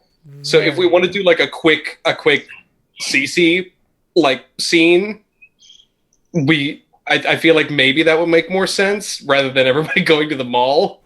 I also think that the place where we intend to all five of us meet up, I think that it actually makes total sense for us all to go down there at a certain point, because you all just said the thing about going down there, and I, as like the lighthouse keeper, I have been crossing off names, and I figure I'm going to go down there to uncross off a couple names. And Day had mentioned that they were going to go there as well, so that might be the better place to meet up at. Mm-hmm. Cool. So we want to do a CC real quick and then switch over to that? Yeah, I think that makes sense. Okay. As quick as we can do a 3-year reunion. I know, right? Well, what are you looking to get out of the CC scene? Like, what is your intent with it? I had originally intended just for the CC scene to be for us to get back in contact with, at the very least, Ashley. Because I don't know if CC has contact with Darcy at all. So if CC doesn't know, then that could give the boys reasons to just go to the bunker. So okay, that was my only real need for it. Unless I mean, obviously, CC is your anchor, Silas, and also your anchor, Ashley. So yeah, and that would be a good way to crank the heat up on that bubbling pot, because yeah, we'll do that. We'll do it quick, but we'll do it. Okay. Yeah, like I'm already there, and we are both sitting at the kitchen table drinking coffee. In silence. No, like we were talking. Silence, I think. You guys are talking shit about Wolf. I tell her, I feel like I have not asked Cece at all anything about Ritter. I'm just talking to Cece about my life. Mm-hmm. And she eats that up because her baby isn't here. She is an empty nester, and he has decided to, he made a choice, and it was a stupid choice. So I actually think that I tell Cece about my weekend activities too. Oh, cool. Yeah, she'd be awful. She probably attends. That's amazing. Yeah. I think she's there for support. You will give us a little taste? Okay, we're at the kitchen table and we're drinking coffee. Yeah, so the summer teams are already up, and I've made most of the matches for the upcoming couple of weekends. I think that it should be pretty fun if you want to, head down to either the 17th or the 24th. Those should be pretty good ones. Well, I have nothing important on my schedule, so I'll be there for both. Do you need a ride? I mean, sure, I'll take it. I've got the wagon, but yeah. Okay. Yeah, then we could go maybe see like a movie or go out to eat with it. Cool. Yeah. Yeah, there's a lot of like really good pizza shops and stuff. No, of course. I mean, it's the city. Maybe we should go beforehand though, because afterwards I tend to be a little bit kind of bloodied up. That is true. That is true. So tell me, how's school? Have you been keeping your grades up? School's fine. I mean, Sam helps.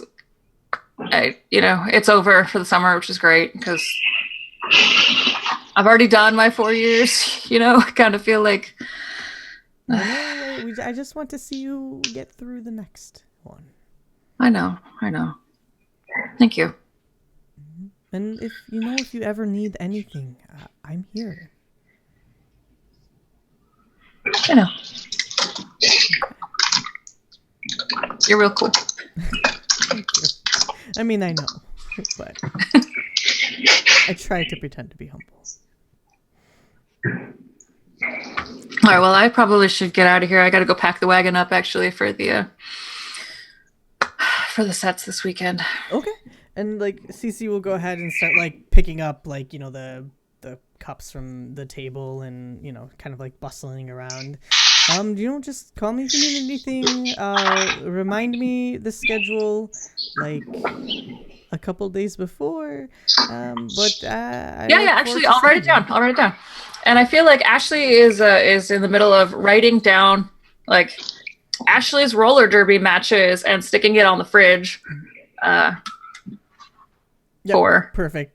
And there's those magnets, and some of them are just like beer can opening magnets, but then there's a little macaroni one, and it's got a circle, and it's a little picture of Baby Ritter on it. I don't pick that one, but I picked what ones are the cutest little non-beer ones to stick the paper up with. That works. There's definitely some psychological analysis that could absolutely be done here about Ashley basically picking a new mom for herself, but we won't go there right now. Oh yeah. Oh, that's a whole other topic. I was gonna wait until Ashley started to leave, and then she opens the door, and we're just there, about to come in. That's exactly what happens. We are in a movie. Yeah. Mm-hmm. So yeah, I think Ashley, you go to leave and open the door just as I'm about to knock on it or something, and just Well,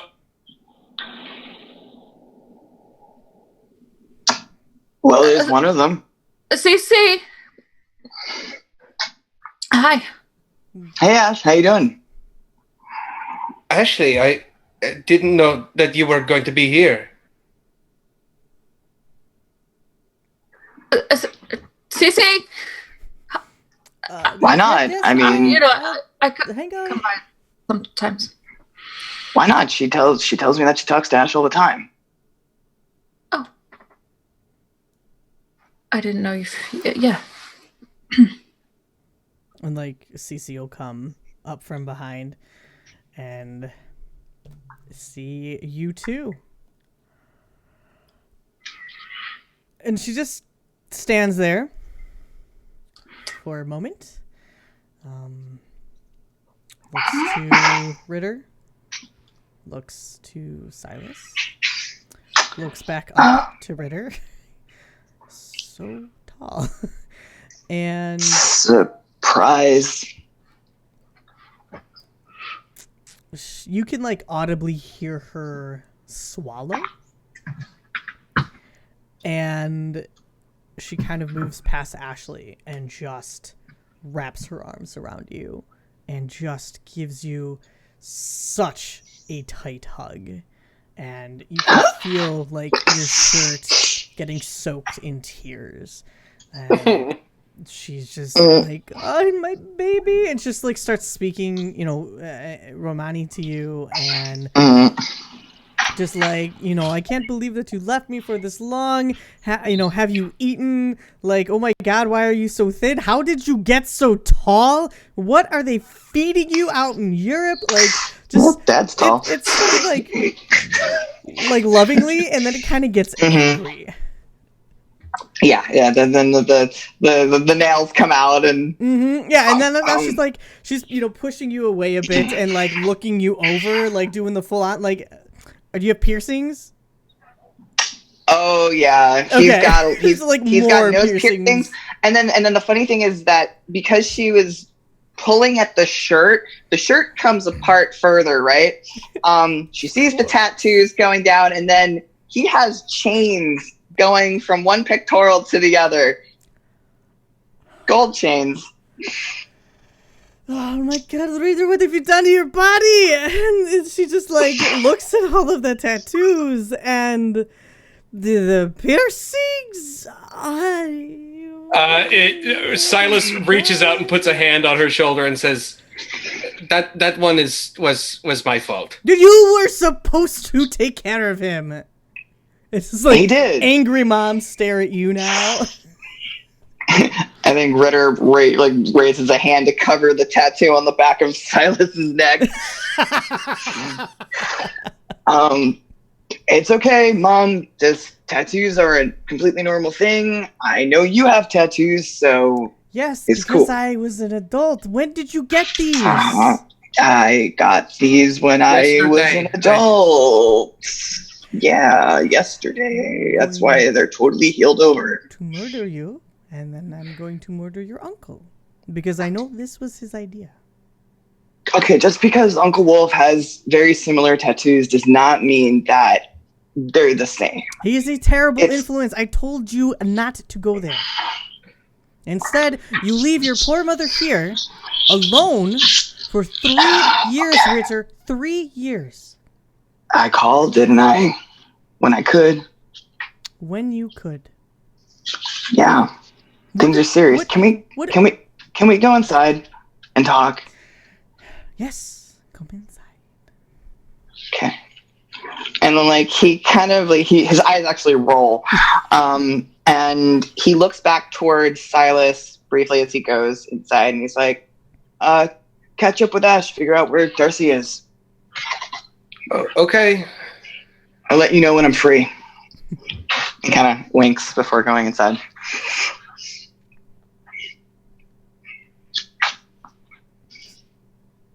We'll do Ashley Silas. Yeah. That's what I kind of intended. Yeah. That entire time, Ashley was just kind of trying to shrink away. Looked vaguely wounded at the "you left me alone" line, and now is trying to escape silently. So, but Silas is in the way. How have you been?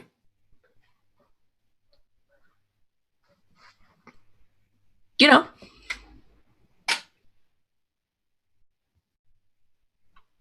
Same. Sweet.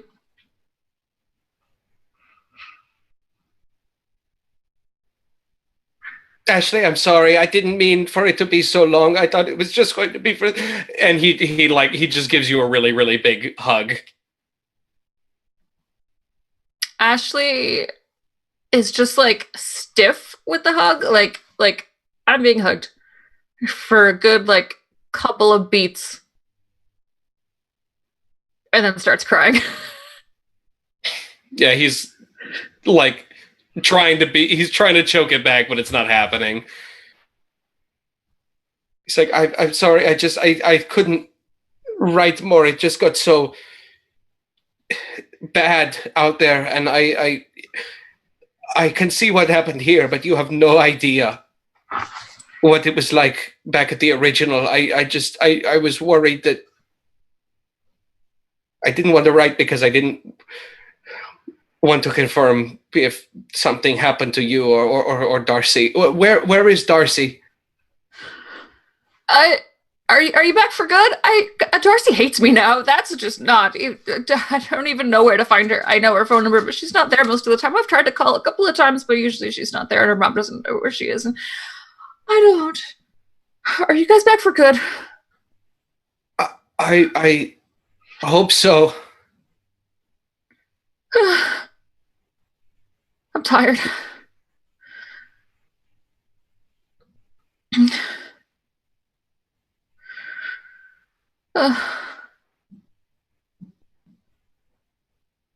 Yeah. And scene. Yay! Didn't know if there was gonna be like another one of those like awkward like jump ins, like. I don't know. All right. We see Darcy poke her head above a bush, wearing a crocodile hat And a balaclava. I mean, deeply considered that. Deeply considered. Oh, goodness. Gosh, So that's crazy. Order of operations, who goes down to the bunker? Yes. Who is the first? Arguably, I mean, if Daquan's already there, I'm actually going to argue that Darcy, after having seen Silas and getting that call from Ashley, that prompts her to go to the bunker first. All right. We'll start. Let's get a Mexican standoff between these two characters who don't know each other. that both have guns. Break it up. Oh God, yeah. Wait. Yep. Darcy has a gun. Daquan. And so does Dave, probably. Oh, wow. Character death, first episode. Let's go. Oh my goodness. Wow. Yeah. This is 7 months of gaming, and the two have never met. Mm-hmm. Wow. All right. But but Darcy knows who. She knows of Daquan. Yes.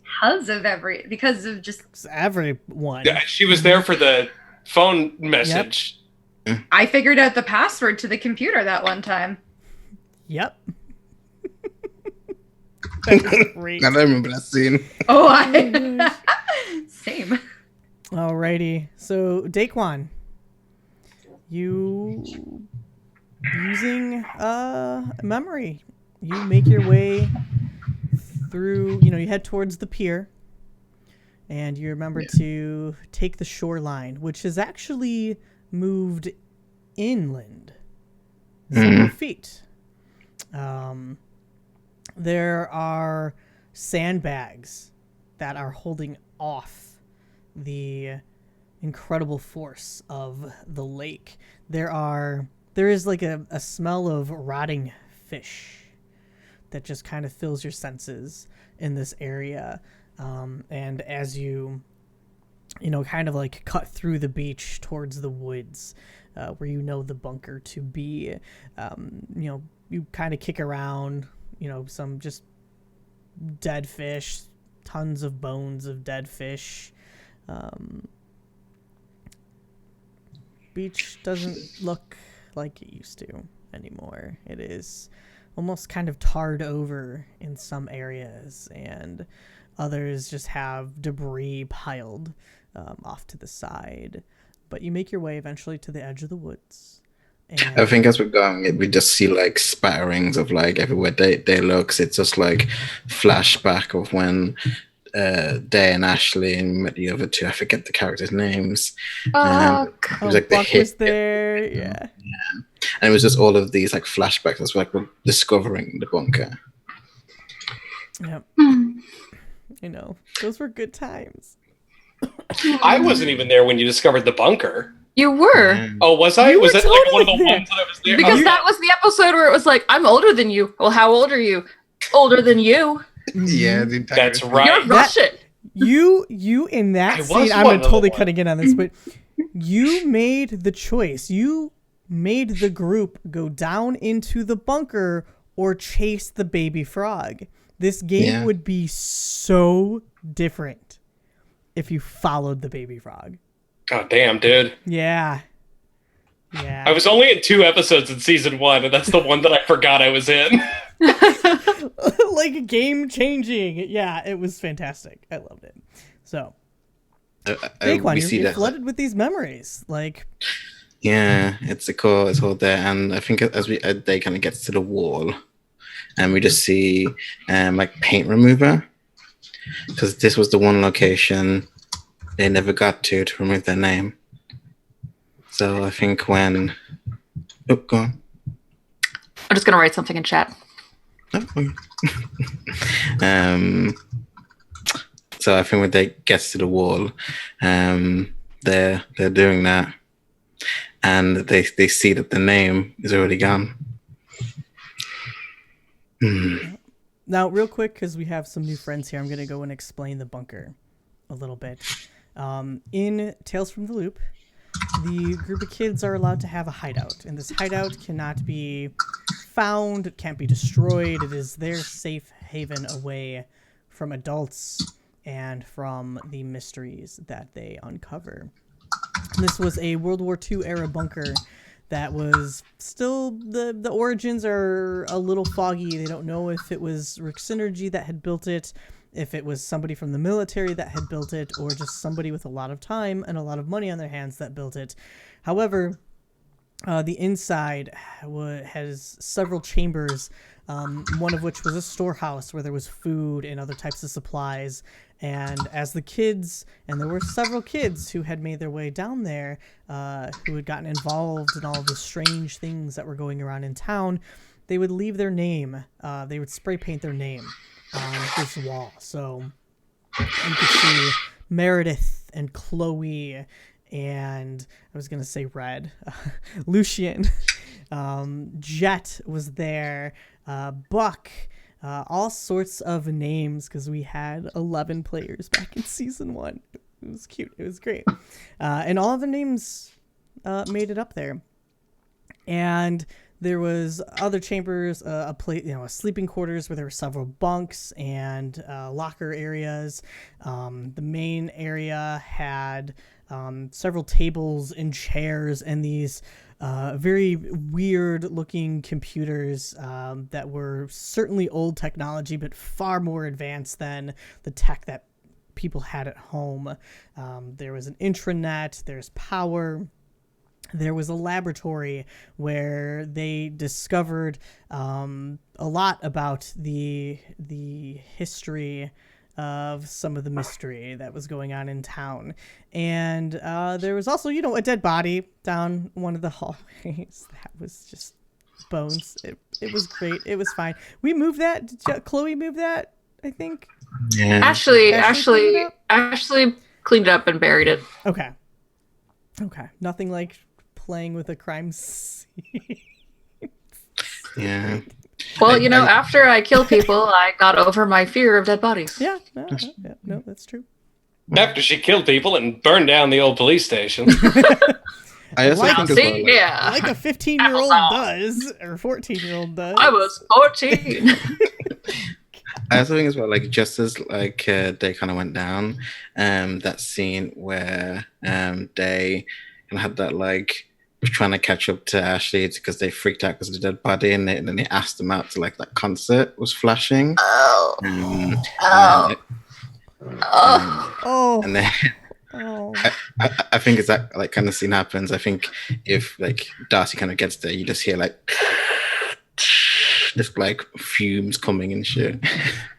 The lights are on, and I'm spinning an ID card that says Rose on it because I still have the doctor's ID card. I never took away that. I kept it. What did it look like? It was just it was just with the Dr. hair. Rose. I remember that. Like with more hair. It's just with longer hair. You don't see this. But yeah, so you hear that, Darcy, as you're coming in.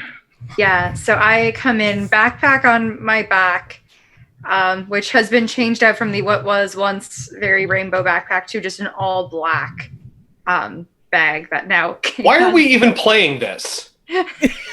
What is the point anymore? But that's how she transports Sal, is in this. The drama, Michael. That's why. That's why. Find out.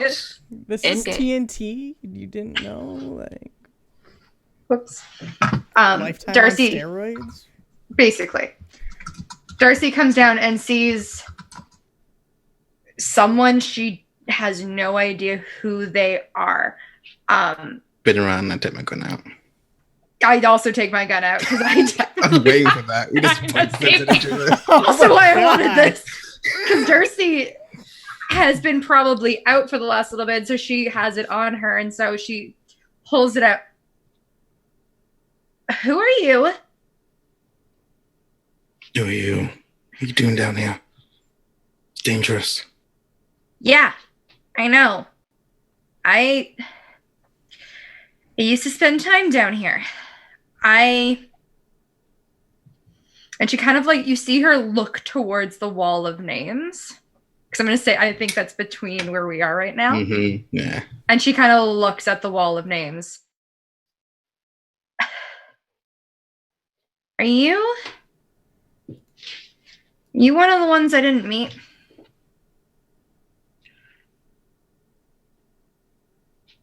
No. I should go. No, what? I have a better idea. Sal! And Sal pops out from the back of the backpack. And Darcy, have you done anything to Sal? I mean, I've tried to tinker with this boy. That is how I've gotten better at tinkering. But I think it's mostly just like I've cleaned him up. He looks a bit better because he was really beat up by the end of season 2. You know, so acid and fire and water. And... So he's been mostly fixed. It's character. Like he's been mostly fixed up, but he also like. Because he used to have like a little green mohawk. I'm gonna say she probably dyed it black. Nice. Yeah. Uploaded new music into him. That's where she went with this. This is about the extent of her technology. It's very superficial shit she did. Playlist and mohawk. It's so great. I love it. Like the studs, Daquan, that you had put on had like fallen off from just years of adventuring. The original like red paint job that you had him in as well, just kind of gone. Still has that yellow Rick Synergy body cavity. Did we upgrade the arms? I know Ritter tried to. Ritter tried and it didn't work. Darcy would have. Ritter wasn't good at tinkering then. Yeah. Darcy would have left the dino head because she thought that was great. So there's still like the dinosaur extender reaching plastic arm, which probably is now just kept on by duct tape at this point. Yeah. But the egg beater arm, knowing what Darcy does at night, probably has like a switchblade taped to it. Oh, very probably. That sounds right. Yeah, that sounds legit. Right. So what is happening? So out of the backpack, you just hear vroom as this egg beater appliance for an arm has this, knife attached to it, and Sal just kind of like awkwardly falls out of the backpack. That's right. Rights himself back up and just like points the arm right at you. Prepare for trouble. I love it. I think seeing this, they kind of like clips the gun back and kind of pulls the mask down. And in the light, we can kind of see like a scar on the left side of the eye, and then like this a face full of piercings. And you hear they say, "Son, little buddy." Father! And Sal stops spinning the arm and just like that like slow motion reunion scene of this. I like bend down and it looks like it takes forever to get there, but it really takes like 2 seconds because they're not that far away. And you just hear like the tink, tink, tink of his wobbly legs trying to run to get to you and just like give you a big hug. I do. I'm like actually like proper hugging as well, like with a child. Like, I miss you. I miss you too. Where have you been? Buddy, well, I got a story to tell you. Sal? Yes, Darcy. Is this not even mom? Jeez. No. Oh no, we're besties. I'm not his friends. mother. They're not mom. I'm not his mother. Oh no. Oh god, yeah, that makes everything we talked about previously really weird. With Danger Bros. Danger Mommy. Wink. Much better. Funny. Sal, is this Is this who I think it is? Darcy, this is Daquan, my father. I thought so. And she actually puts away the gun at this point. I think Sal will play like, oh my god, who sings it? Are you Speedwagon maybe? I don't know. Now I'm like totally blanking on who sings it. But it's like, and I'll just keep on loving you. Like, it comes out in that robotic, voice. This is why I love Sal. I love you too, buddy. Huh. I heard about you.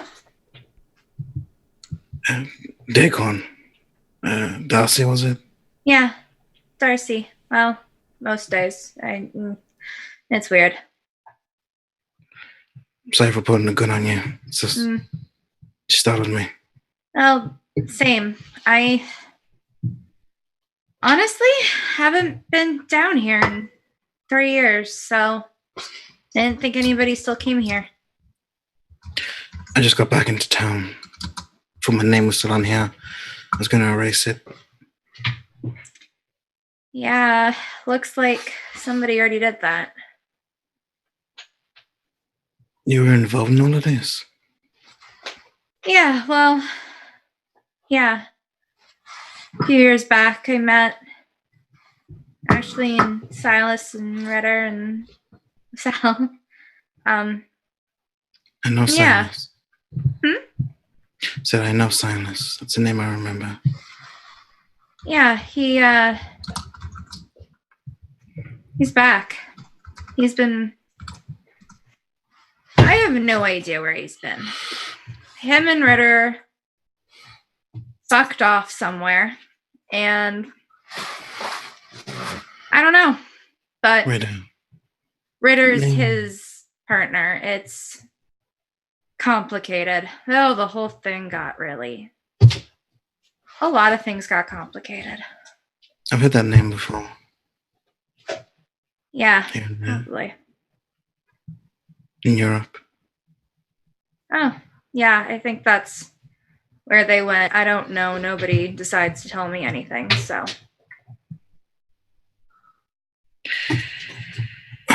Well, if you're here, that means were you part of the police burning that I heard about on the news? Yeah, well, more or less. That whole police station thing was that was a nightmare. I know nightmares. Well, and then, like, I'm gonna like hold Sal, kind of like with the gloved kind of gloved hand, kind of like pull out to shake your hand. It's a pleasure to meet you.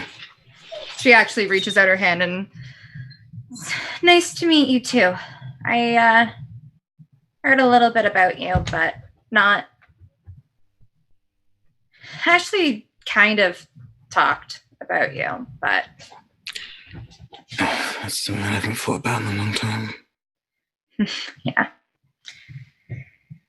Yeah, she's, I don't know, she called me the other day, and between that and seeing Silas, that's what prompted me to come back down here. I don't know, see just where things kind of started. I can understand that. You should leave it alone now. It's been years. Dangerous. People die. Yeah, I know. I can't leave this stuff alone. It's once you learn stuff, it's hard to unlearn it. And I don't know. It never seemed that weird to me. But there's still shit going down here. And somebody has to do something. Everybody else just left, so it's It's been Sal and me. Well, seems like you've been doing a good job. Trying. But, why are you back? All I know is you left. Yeah, after my dad was murdered, I'm sorry about that. That's fine. It was a long time ago. Okay, so he wasn't one of the cops. Good. I don't know. No, he worked at Rick's Energy. He was one of the scientists. Okay. After that happened, I had to leave. It just seemed a bit weird. So I went with my friends, them to a safe house, and, well, slowly got back into the things. Guess you can't leave things alone once you know the truth, right? Yeah. Oh, that's right. Yeah. I get that. Oh, Thanks for Sal, by the way. It's the other guy. He He's saved me and Ashley and some other kids. If Sal wasn't there, we probably would have died to one of those mutant slug creatures. yeah. Us. He's been good. He's been a good friend over the past 3 years. It's actually really nice to meet you for that reason. I'm glad you've been taking care of them. Yeah. After the machine stuff, I was worried. Yeah, no, I wasn't. Nothing was ever going to happen to Sal. I would make sure of that. Did you ever get my father's information off of him? I think one of the guys might have had that. I don't know. There's some information I think Silas found once we were in the police station. I don't remember. It's been a while. Well, we got to look over again. Mind if I... And is there a computer still there? Is there a computer still there? Oh yeah, there's a bunch of computers. I mean, there's power to the area. If you remember correctly, you have to crank the generator to activate the power. But they haven't been used in. I mean, they're dusty, very very dusty. Yeah. Data kind of walks over to it and just kind of like cranks it with almost like no effort. And then it just kind of goes to the terminal, puts in the password. Mind if I hack into you a bit, buddy? I say the Sal. Oh. Yeah, I was gonna say you're saying this is Sal. This is I like that it's Sal. Who are you hacking? Darcy can't Yeah. get hacked into. Oh, unless things really changed over the last 3 years. Yeah, who really got the upgrades? That gun is my hand. Anyway. Yeah, Sal just kind of like waddles on over to you and just like holds up his arms. I lift him up, put him on the side. From like my big kind of jacket, I kind of pull out like my right arm. Has some like wires kind of sticking out like the glove of mid holes, and I kind of like stick it in the back of Sal where I remember being. And it's like, it's been a while, isn't it? Let's see. Get out the pad. And it kind of brings out like a rolls up the sleeve, and there's like a pad attached to the actual glove. It is no longer the speak and spell. No, it's not longer the speak and spell. They upgraded to a Nintendo Power Glove. Yeah. Yes. Yeah, it's got like extra buttons and shit on it. Because I could type with it as well. But yeah, I start like typing with it, and I typing the password, which is "fuck you, Dad." That's Daquan. Yes. It's Daquan. and I try and upload any of the information that I put on Sal for safekeeping, and any other information I can find on him. And whenever the others want to kind of come in, I guess they can. But I think as that's kind of uploading and Darcy kind of like watches over she's intrigued by this. This is super cool to her. She's actually like, she's almost a little bit like, not that Daquan would know it, but like she's a little bit of old Darcy. It's that like little glimmer that anybody watching would recognize and be like, it's that little, oh, this is really cool. Okay, I like this. Like that girl. New. Great, I love it. Darcy. Yeah. So, Silas Ritter. Maybe Ashley? You all walking down together? Or... I first want to know how well me and Mom went. Just so I can roll at least once today. I'm gonna roll a charm to see how that went. Go for it. 0 successes. I'm off to a great start. First roll of the game as well. We're only 2.5 hours in. Perfect. I mean, I could just start checking off the conditions now. No. The conversation was awkward, and it probably lasted all night, unless you ended it and had to leave. Otherwise, she would grill you. She'd want to know everything.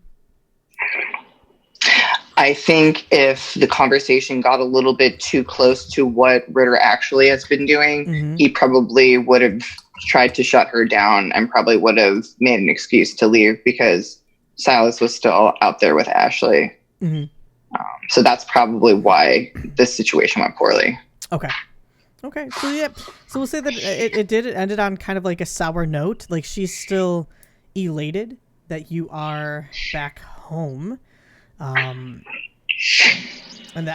that conversation probably did not go well. Like, the room is still here. Where are you staying? What do you mean your uncle's in town? Where is he staying? Because I'm going to go kill him.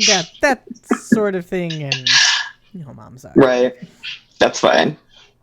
He would dodge a lot of questions that have to do with Wolf. Okay. Probably due to Wolf's guidance to a prior conversation, probably. Okay, yeah. That one poorly. I think Ritter would, as an excuse to do something, maybe he would bring up Silas's mentioning of the bunker. Let's go see it for old time's sake. Haha, it'll be fun. Great. It's like, whatever. Whether or not Ashley buys that. You just like walk up to Silas and Ashley who are talking and just say, let's go to the bunker. No. He probably would interject. Like I'm trying to jump so because I know we're short on time. Yeah. But like guide the conversation, maybe away from the awkwardness of being like, hey, Silas mentioned this. Why don't we go check it out for old time's sake? See if the couch is still there. Yes, Ashley, have you been back to the bunker since we left? Yeah. I have some notes and things down there. I have been keeping track of who was still around and stuff. Cool. Ashley had been like pretty forthright with you until Ritter came back over and then started getting all fumbly again. Oh, so you've already picked things over pretty thoroughly, right? I mean, I clean some stuff up. Sometimes when I'm not getting along with my mom too hot, I stay down there, that sort of thing. Oh, cool. So then I guess you noticed that a couple things are different. I mean, it changes a lot. I think sometimes other people go down there. It's hard to say. His lips kind of like quirk off to the side. He's like, yeah, I sent Chloe down there after we left. Yeah. We should go run into her a couple of times. Yeah. No. Yeah, Chloe's great. But yeah, we should see if anything else is different. Silas is just looking back and forth. So confused and so worried. Yeah, I've gotta update the wall anyway then, I guess. Oh, did you change the wall? I've been like I just updating who's gone, that sort of thing. Oh, and then he kind of leans over to Silas and he's like, I think we have to put our names back on the wall. We'll get to that when we get to it. Let's go see the old place. Lead the way, Ash. And without a word, she'll just Sprint. Well, no, actually, she drove over to Oh god, that awkward car. Do you want my car, or are we taking yours, or?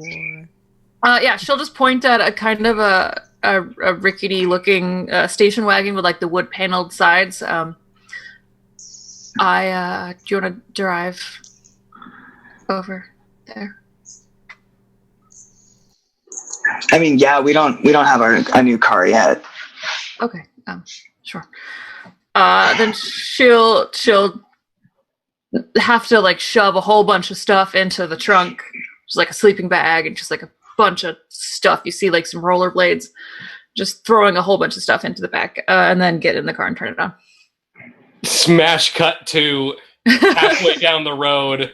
Silas and Ritter are both sitting in the back seat, and everybody. No, actually. Oh no! I was gonna say if Silas didn't take shotgun, Ritter was gonna take shotgun.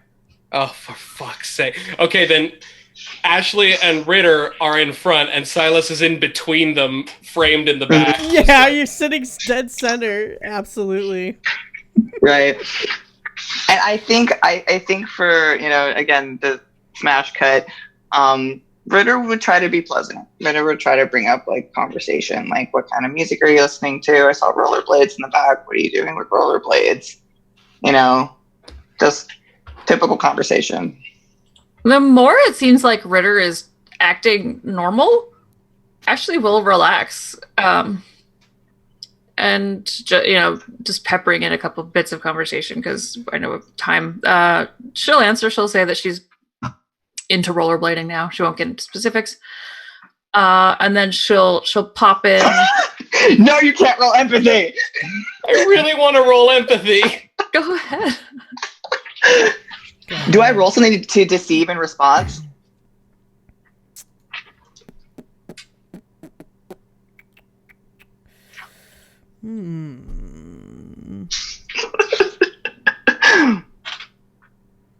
No. No? Okay. I don't think so. One success on 7 dice. Now you can determine how much they can figure out. Doesn't have to be a lot. Just. I mean, I think that was more flavor for myself. Like I as for metagaming purposes, I'm not trying to like discover the master plan. I just I want to make sure that Silas is getting the feeling that Ritter's either taking this way too well or definitely being or deliberately being kind of deceptive. I will say this. Silas has seen this in the past before. Ritter's a really likable person when he's out and about, especially when he was out and about in Europe. He was good at talking the room. And he learned finer points from dear old uncle. So you probably see echoes of that, and that might be the tip off to you that it might not be entirely genuine. Gotcha. Okay. That's literally all I wanted to figure out. I just wanted to make it known that Silas thinks something's fucky. And the more Ritter acts like totally normal, I think by the end of the drive, Ashley will have, put in like a Stone Temple Pilots tape. Judge her all you will, raver.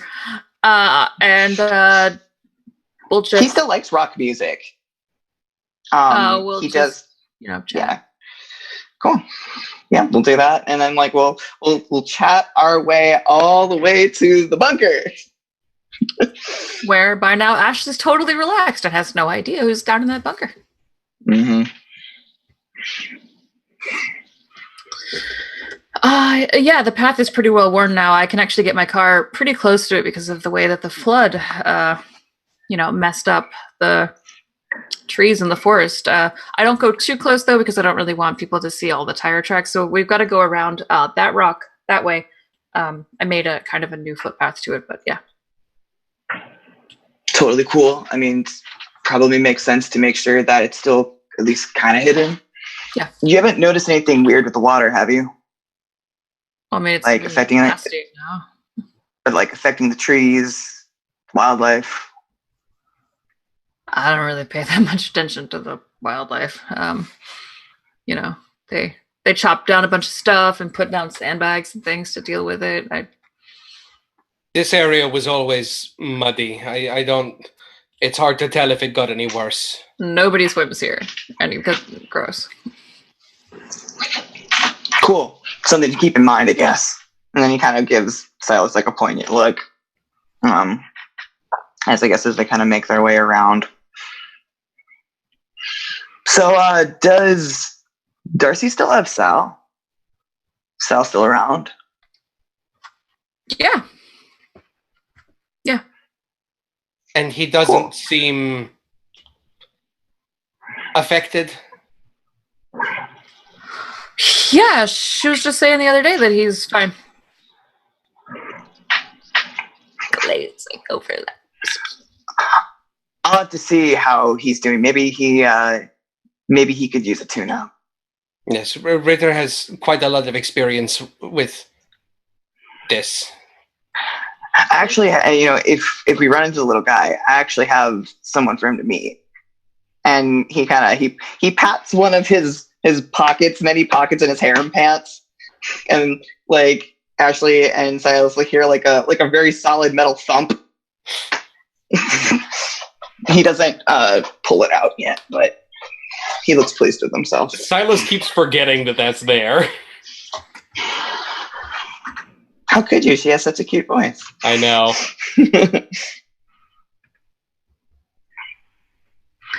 All right, yeah. I'll cut to 10 minutes later. We're all dead on the floor. Yep. Well played, Mike. Okay, do we want to flip back to Daquan, Darcy, as we're walking in? Can do, yeah. If you have a conversation to continue with, or that their conversation at meetup was happening as you all around. I think we're just talking, really. Yeah, Darcy's probably asking questions about the tech with Sal because she's been trying to learn, but she really doesn't know much still, and so she's she finds would it be really. showing you. Oh yeah, and so she's super. This is so cool to her. At some point, they would have said they don't go by day anymore. There's a delay. Oh, I kind of picked up a name for myself too. I stopped trying to go by Darcy as much, but yeah, it's not something. Safer. Yeah, especially when I'm out a lot of the time. So I mean, I keep Darcy for school purposes, but otherwise, outside of that, yeah. What's the name? Ripley. Inspector.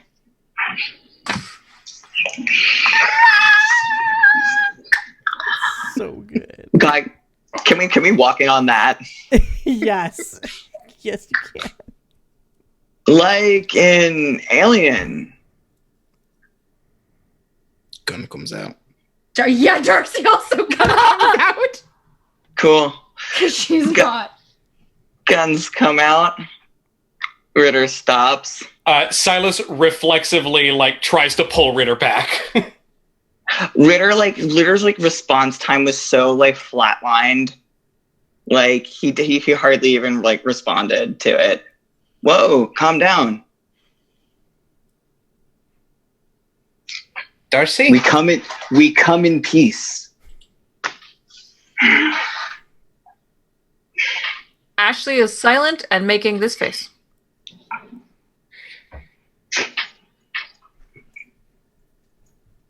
Yeah, I don't know who you're talking to anymore. Darcy's gone. She's dead. She's just a ghost now. Cool. And Ritter apparently died a long time ago too. My cover name's Gavin. Nice to meet you, Ripley. Can we come in? Can you drop the gun?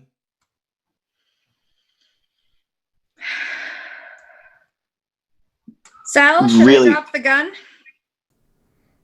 Sal just kind of Sal's a little tied up.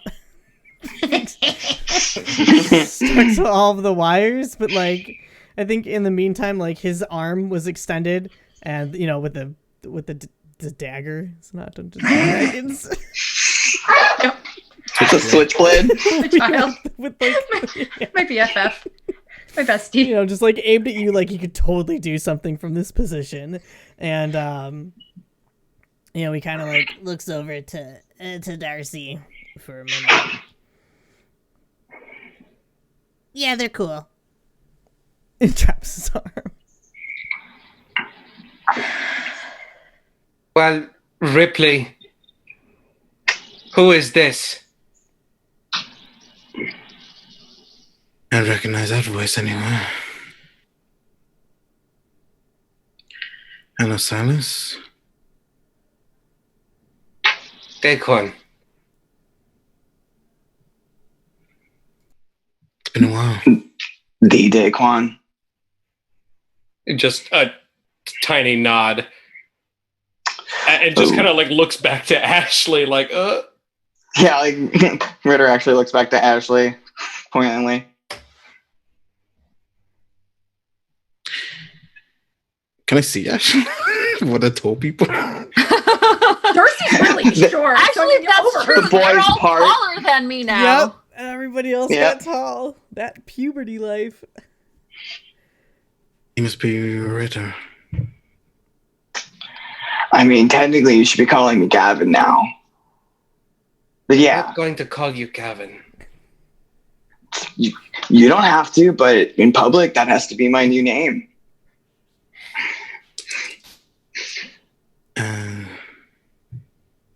Hey, Ash. How's it going?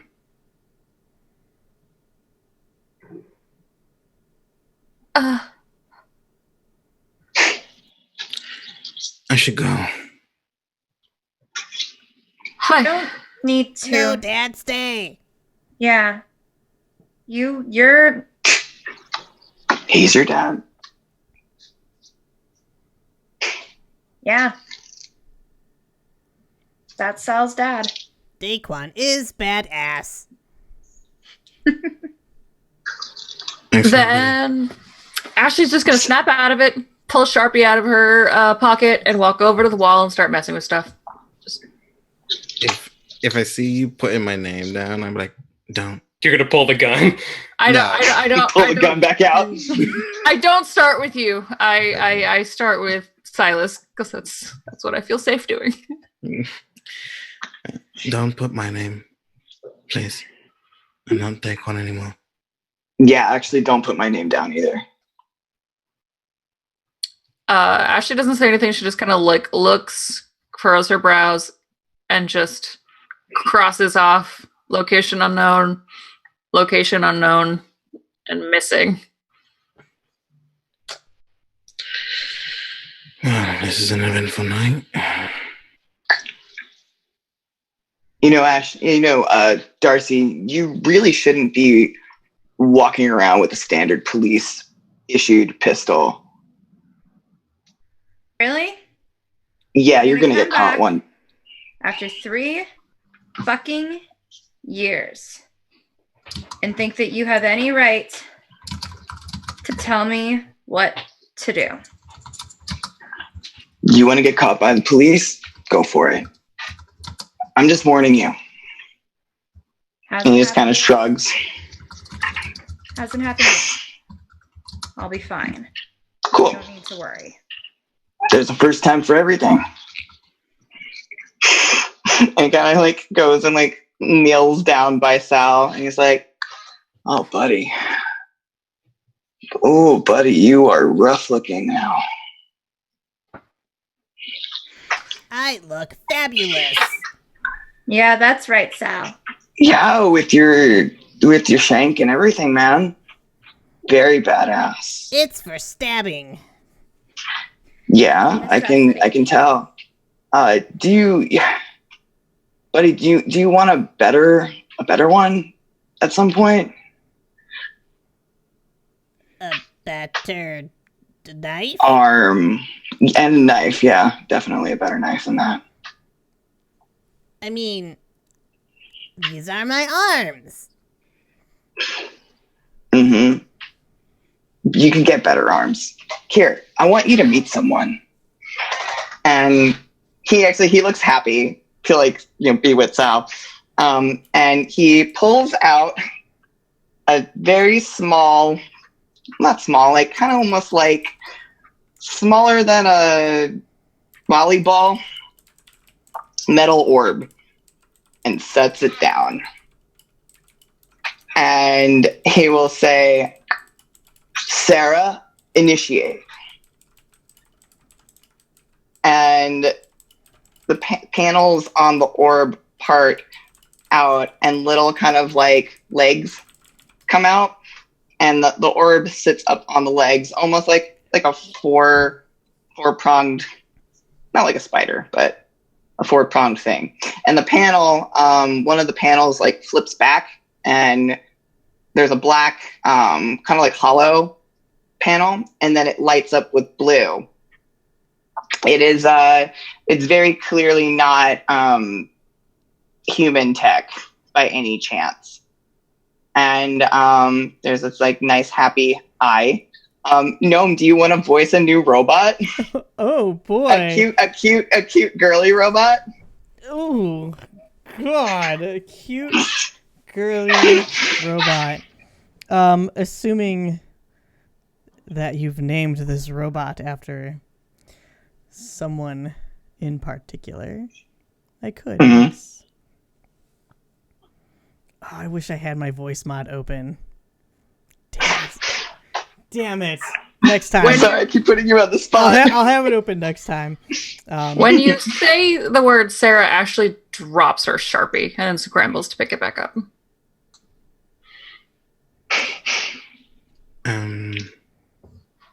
Cool. Hello, friends. How are you today? You see this, Sal? And kind of like he taps one of the arms. Sarah, show one of your defense mechanisms. Of course. Yeah. Making me make this shit up too? No. I will. Defense mechanism. I mean, one of like the legs goes from like a blunt side, and there's a panel that kind of like slips out, and it's just like shink blade kind of like hits the ground really hard.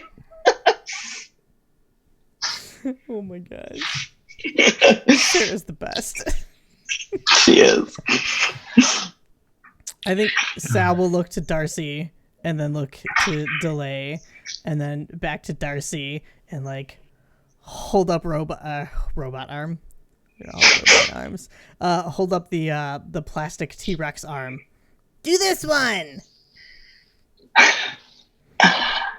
All right, dude. I'll do it later. Maybe if you ask someone real nice.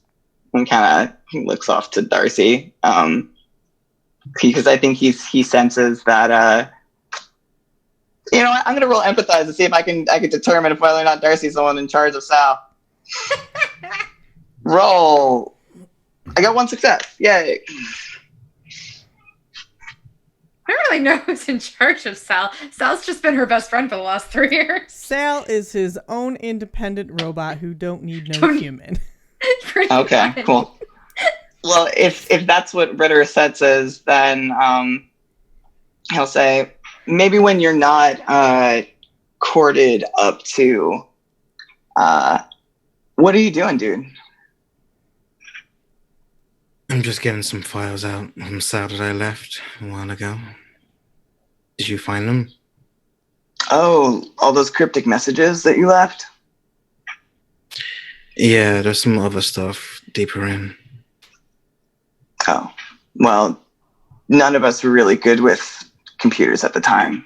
So if there's something deeper than the songs and the school stuff, we didn't find it.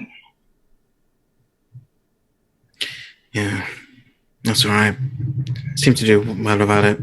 I'll be out of your hair in a moment. I don't want to cause friction. Are you leaving?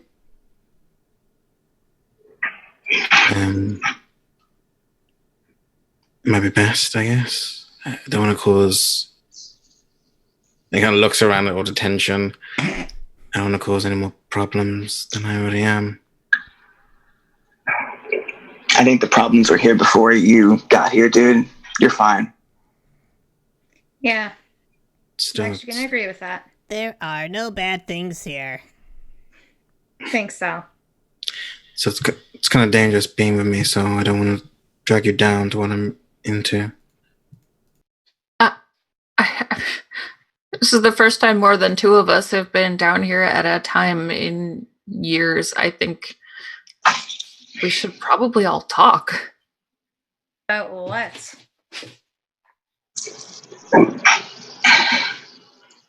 About what's been going on here. Matter. Most of you haven't been here. Yeah. We were investigating, trying to piece this all together. Cool. Well, what did you What if find out? Someone said something. You know, when information's classified, it's kind of hard to say stuff. And Ritter kind of like picks up the little orb and kind of like tucks her like in one arm. You know what isn't classified? At least telling me you're fucking alive. As far as I care, you guys are dead to me. This isn't some grand reunion. You were gone. I didn't know shit. So I stayed, and I did what I needed to keep this place together because that's all this place had. So thanks for nothing, I guess. And Darcy starts to walk out of the bunker. Darcy! Well, I'm sorry that we didn't have a choice to come back right away. Apparently, you at least told Ashley. And she keeps going.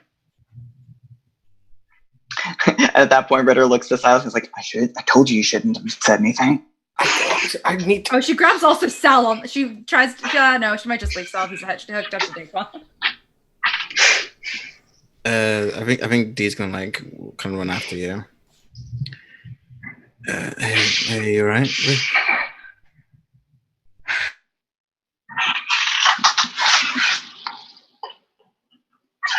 I never thought I'd have to see any of them again. I never thought I would. I thought, legitimately, the 2 guys are dead. And Ashley doesn't talk to me. So, I mean,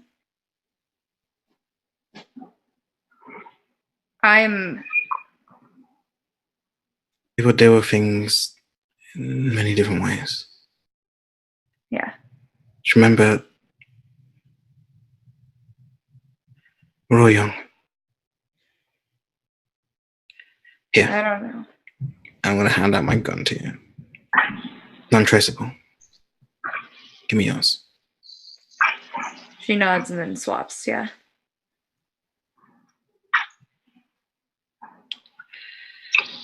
I'm gonna go back in there. I need to finish up with Sal. I don't want to leave him behind. I don't know how to deal with them.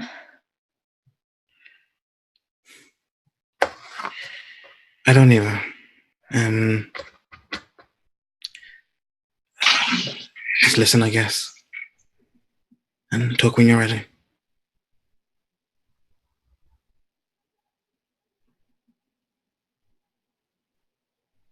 And they would kind of turn around and you hear like the cock of the gun to kind of check it, and he'll put it in his holster and kind of walk back in.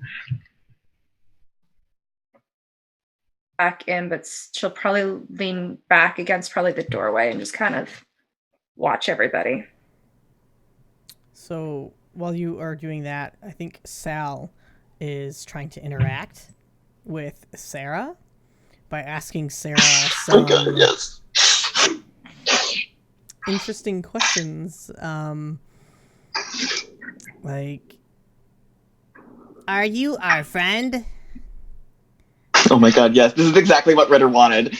Where did you go? Are you inside? You know, questions like that. Like, where's Sarah? Where is your body? And I think as Sarah probably can't compute. I mean, she is an AI, but I mean, I don't know if she can compute that so much. So I think Ritter will kind of fill in the gaps, and he's like, well, so little dude, Sarah represents socially aware robot assistant. I've renamed her. I've reprogrammed her to help me out with investigating and whatnot. So she's not her, but close enough. Ashley does not meet anybody's eyes. Well, since we're all here, I suppose, classified or not, some of this information is pressing, and I don't know who I would trust more than all of you.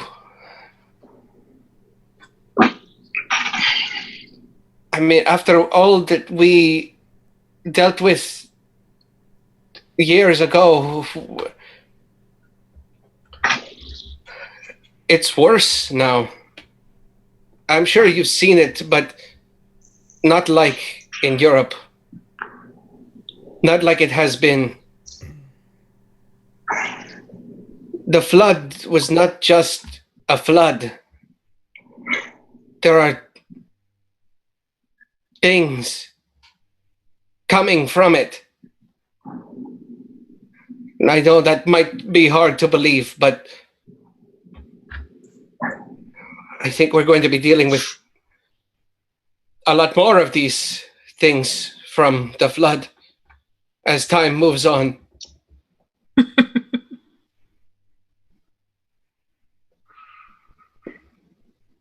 I don't know what I'm asking but I think it might be time to get the Little Busters back together. I still never came up with a better name. Ashley will reach underneath this like loose section of the wall underneath the name wall and pull something aside and pull out a little notebook. Yeah, we should all talk.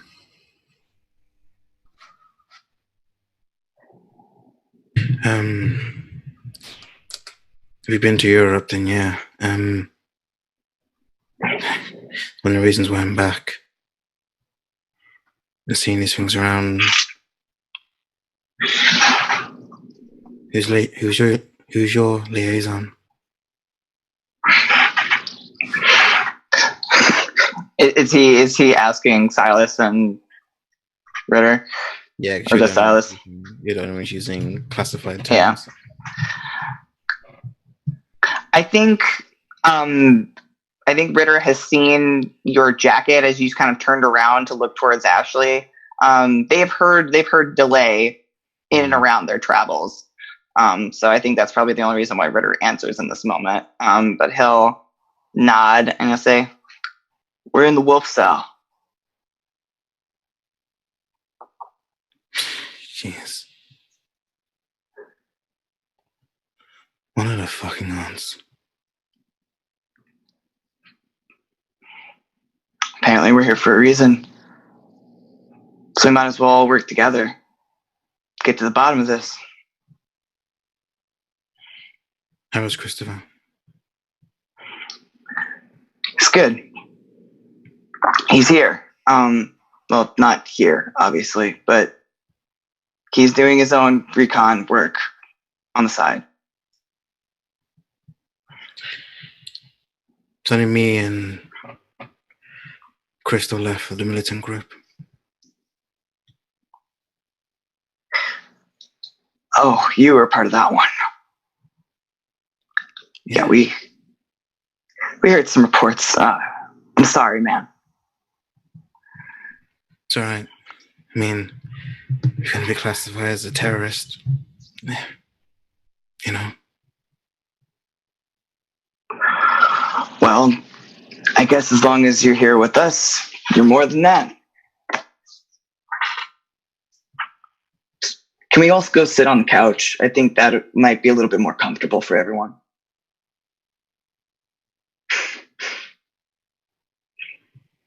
Probably. Makes sense, yeah.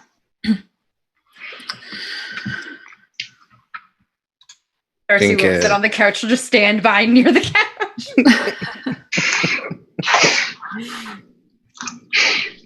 Yeah. I think we all awkwardly begin to filter into the living space. As we sit down, I hold out like a pack of cigarettes. Ritter takes one immediately and then pauses, looks to Silas. It's just a cigarette. Silas takes it from him and lights it for himself. Cool. I'll take my own then. And then he takes another one for himself. God damn it. I have one to everyone, even Darcy. I don't take one. It's kind of lights it. And a blister time. Interesting. It's a working title.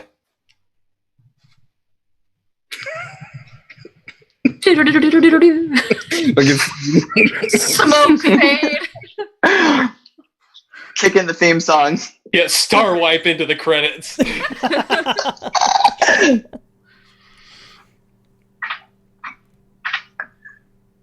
That was great. I don't know though. How do you feel about stopping here for now? We can continue. Yeah, I think that makes next week. sense. But we are at the top of the final hour. Yeah. So, yeah. Now we're gonna do a quick little flashback though. We've Ashley was doing something. It's about. No, go ahead and you describe how you sneak out of the house. Yeah, it's about Tuesday at about 2:30 something a.m. last week. You know, it's actually before I get the postcard. I parked my car further away on Tuesday nights. I sneak out, get to my car, then I drive, and I park in front of this kind of big brick building, and I wait. And after a couple of minutes, a figure approaches the car. Doesn't say anything to you, just opens the car door and sits down. They're wearing like a full length jacket with the hood up, and once they're in the car, they pull the hood back. And this person has like a actually their head is shaved, completely shaved, but you could see that they may have had like blonde hair, blue eyes, and she looks to you and says, "Thank you, Ashley. I know this is a inconvenience." No problem. Sorry I was late. I quit. Son of a bitch. Then we drive off. Fucking love it. Thank you so much, everybody, for hanging out with us tonight on a very deep, emotional episode 1 of Little Busters, which is the Tales from the Loop / Things from the Flood game. This is very clearly not Tales from the Loop. Kids are older. Things are darker. They had to do some stuff. And now they have to deal with it and deal with the consequences of their actions from things done in the past. So to finalize everything, we are going to go ahead and go around to the wonderful, amazing cast. Please let people know who you are, where they can find you, and that's it. So, Daquan, how about Daquan? God, I'm just gonna always call you by your character names. Pro, let's start with you. I am my character. Yeah, no, that was super great. Glad to be back playing with this awesome group. Great interactions. I just want to say my favorite scene of the game was the real life scene of Britt just fucking committing to that fucking bit for so long. Way to go on that. It was great. I loved it. So good. So good job on that. But yeah, I'm not the only one that knew. This is great though. Still fucking great. But yeah, I played Daquan, Delay, Pro-Star, catch me on Twitch, Twitter, YouTube, and Instagram, all under the same name. Thank you for having me back. Can't wait till next week. I'm very happy to have you back. It's always good to play with you. And you didn't plug any of your shows. They have like a crap ton of shows. I do find them on shitload. Twitter. Like 20 shows a day. Literally just left a show and to come on this one, like back-to-back shows. Like, I'm a vampire. Shh. all right, we'll swing down over to Britt. What's up? How you doing? Thank you so much for bringing some drama and tea tonight. Really, it was more seltzer water than tea, but you know. Hashtag not sponsored. Yeah, sorry. I'm Britt. I'm going to cut in and say that Britt's a motherfucker. Because Britt's wonderful. I don't know what you're talking about. neither Julian or I were fucking looped in on this. You both kept so many secrets from us. Do you know how delicious it was to have a secret from both of you? That's great. We told you guys everything, though. I don't think I knew it. I knew it was coming. Anyway, It's I'm okay. a comic, Firebird on the Twitter, and that's it. It's whatever. I'm done. Ashley also does a bunch of awesome stuff. Please go check out their Twitter. And Me- oh my There's God, a I can't pin. see. There's a Who's pin thing. Ashley? It's cool. Me, Britt, no. No, God. I'm done. I'm done. Oh, Natalie, go. Now I can stop lying to my friends too, because that was a thing. I just kept forgetting. It was so much easier that way. So much easier to not tell somebody something when you just forget. Hi! I am Natalie, also known as Catacross, mostly through Twitter. That's the best place to find me and find out what I'm doing and when I'm doing it. Upcoming streams include this Saturday at 5 p.m. ET on Jura for Us All. We're playing Gore of Ravnica, which is another little drama person. Oh God, what is with my drama children this week? And then technically Sunday I should be on Legacy of Eldrin. I will not be because I technically leave tomorrow for Halifax for a week. So I am going to be streaming out of a hotel room when I can, which will be this show next week. It'll be great. I'm excited. Otherwise, I do work with the Mage College where we create 5e content for D&D, and I don't know what the fuck we're doing something. I write articles lately. I don't know. There's shit that I do, I'm sure. I've been moving. That's my excuse right now. I don't know where my life is. Yeah, moving is very disruptive. It's a bitch. Super disruptive. I love being this little goth child, though. I'm so sorry, everybody. She's so angry. She's amazing. Oh my gosh. Like, the shift between being 12 years old and not being 12 years old. She's so mad. She is so an angry little bean. I love it. She's still my daughter, and I still love her. Must protect, even though she has a gun. I'm just looking out for her well-being. Freaking gun off at the start. It's great. Oh my gosh, so good. Oh, all right, we'll swing it on over to Jules. How's it going, friend? I'm betrayed.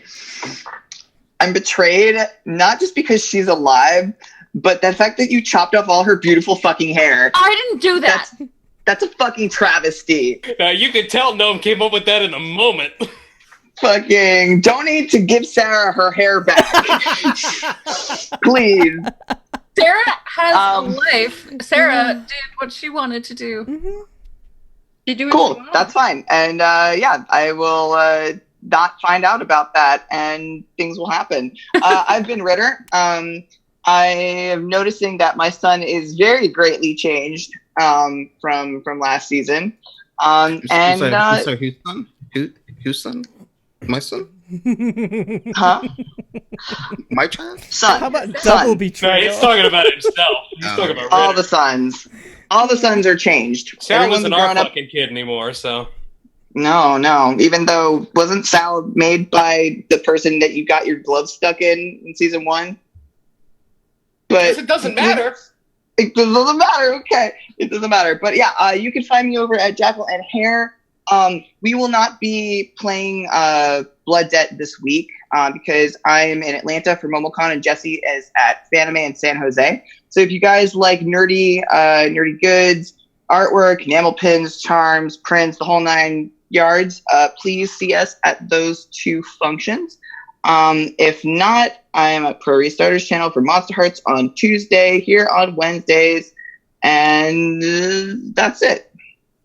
It's a big week for me next week, so Yes, it I'm a little is. frazzled.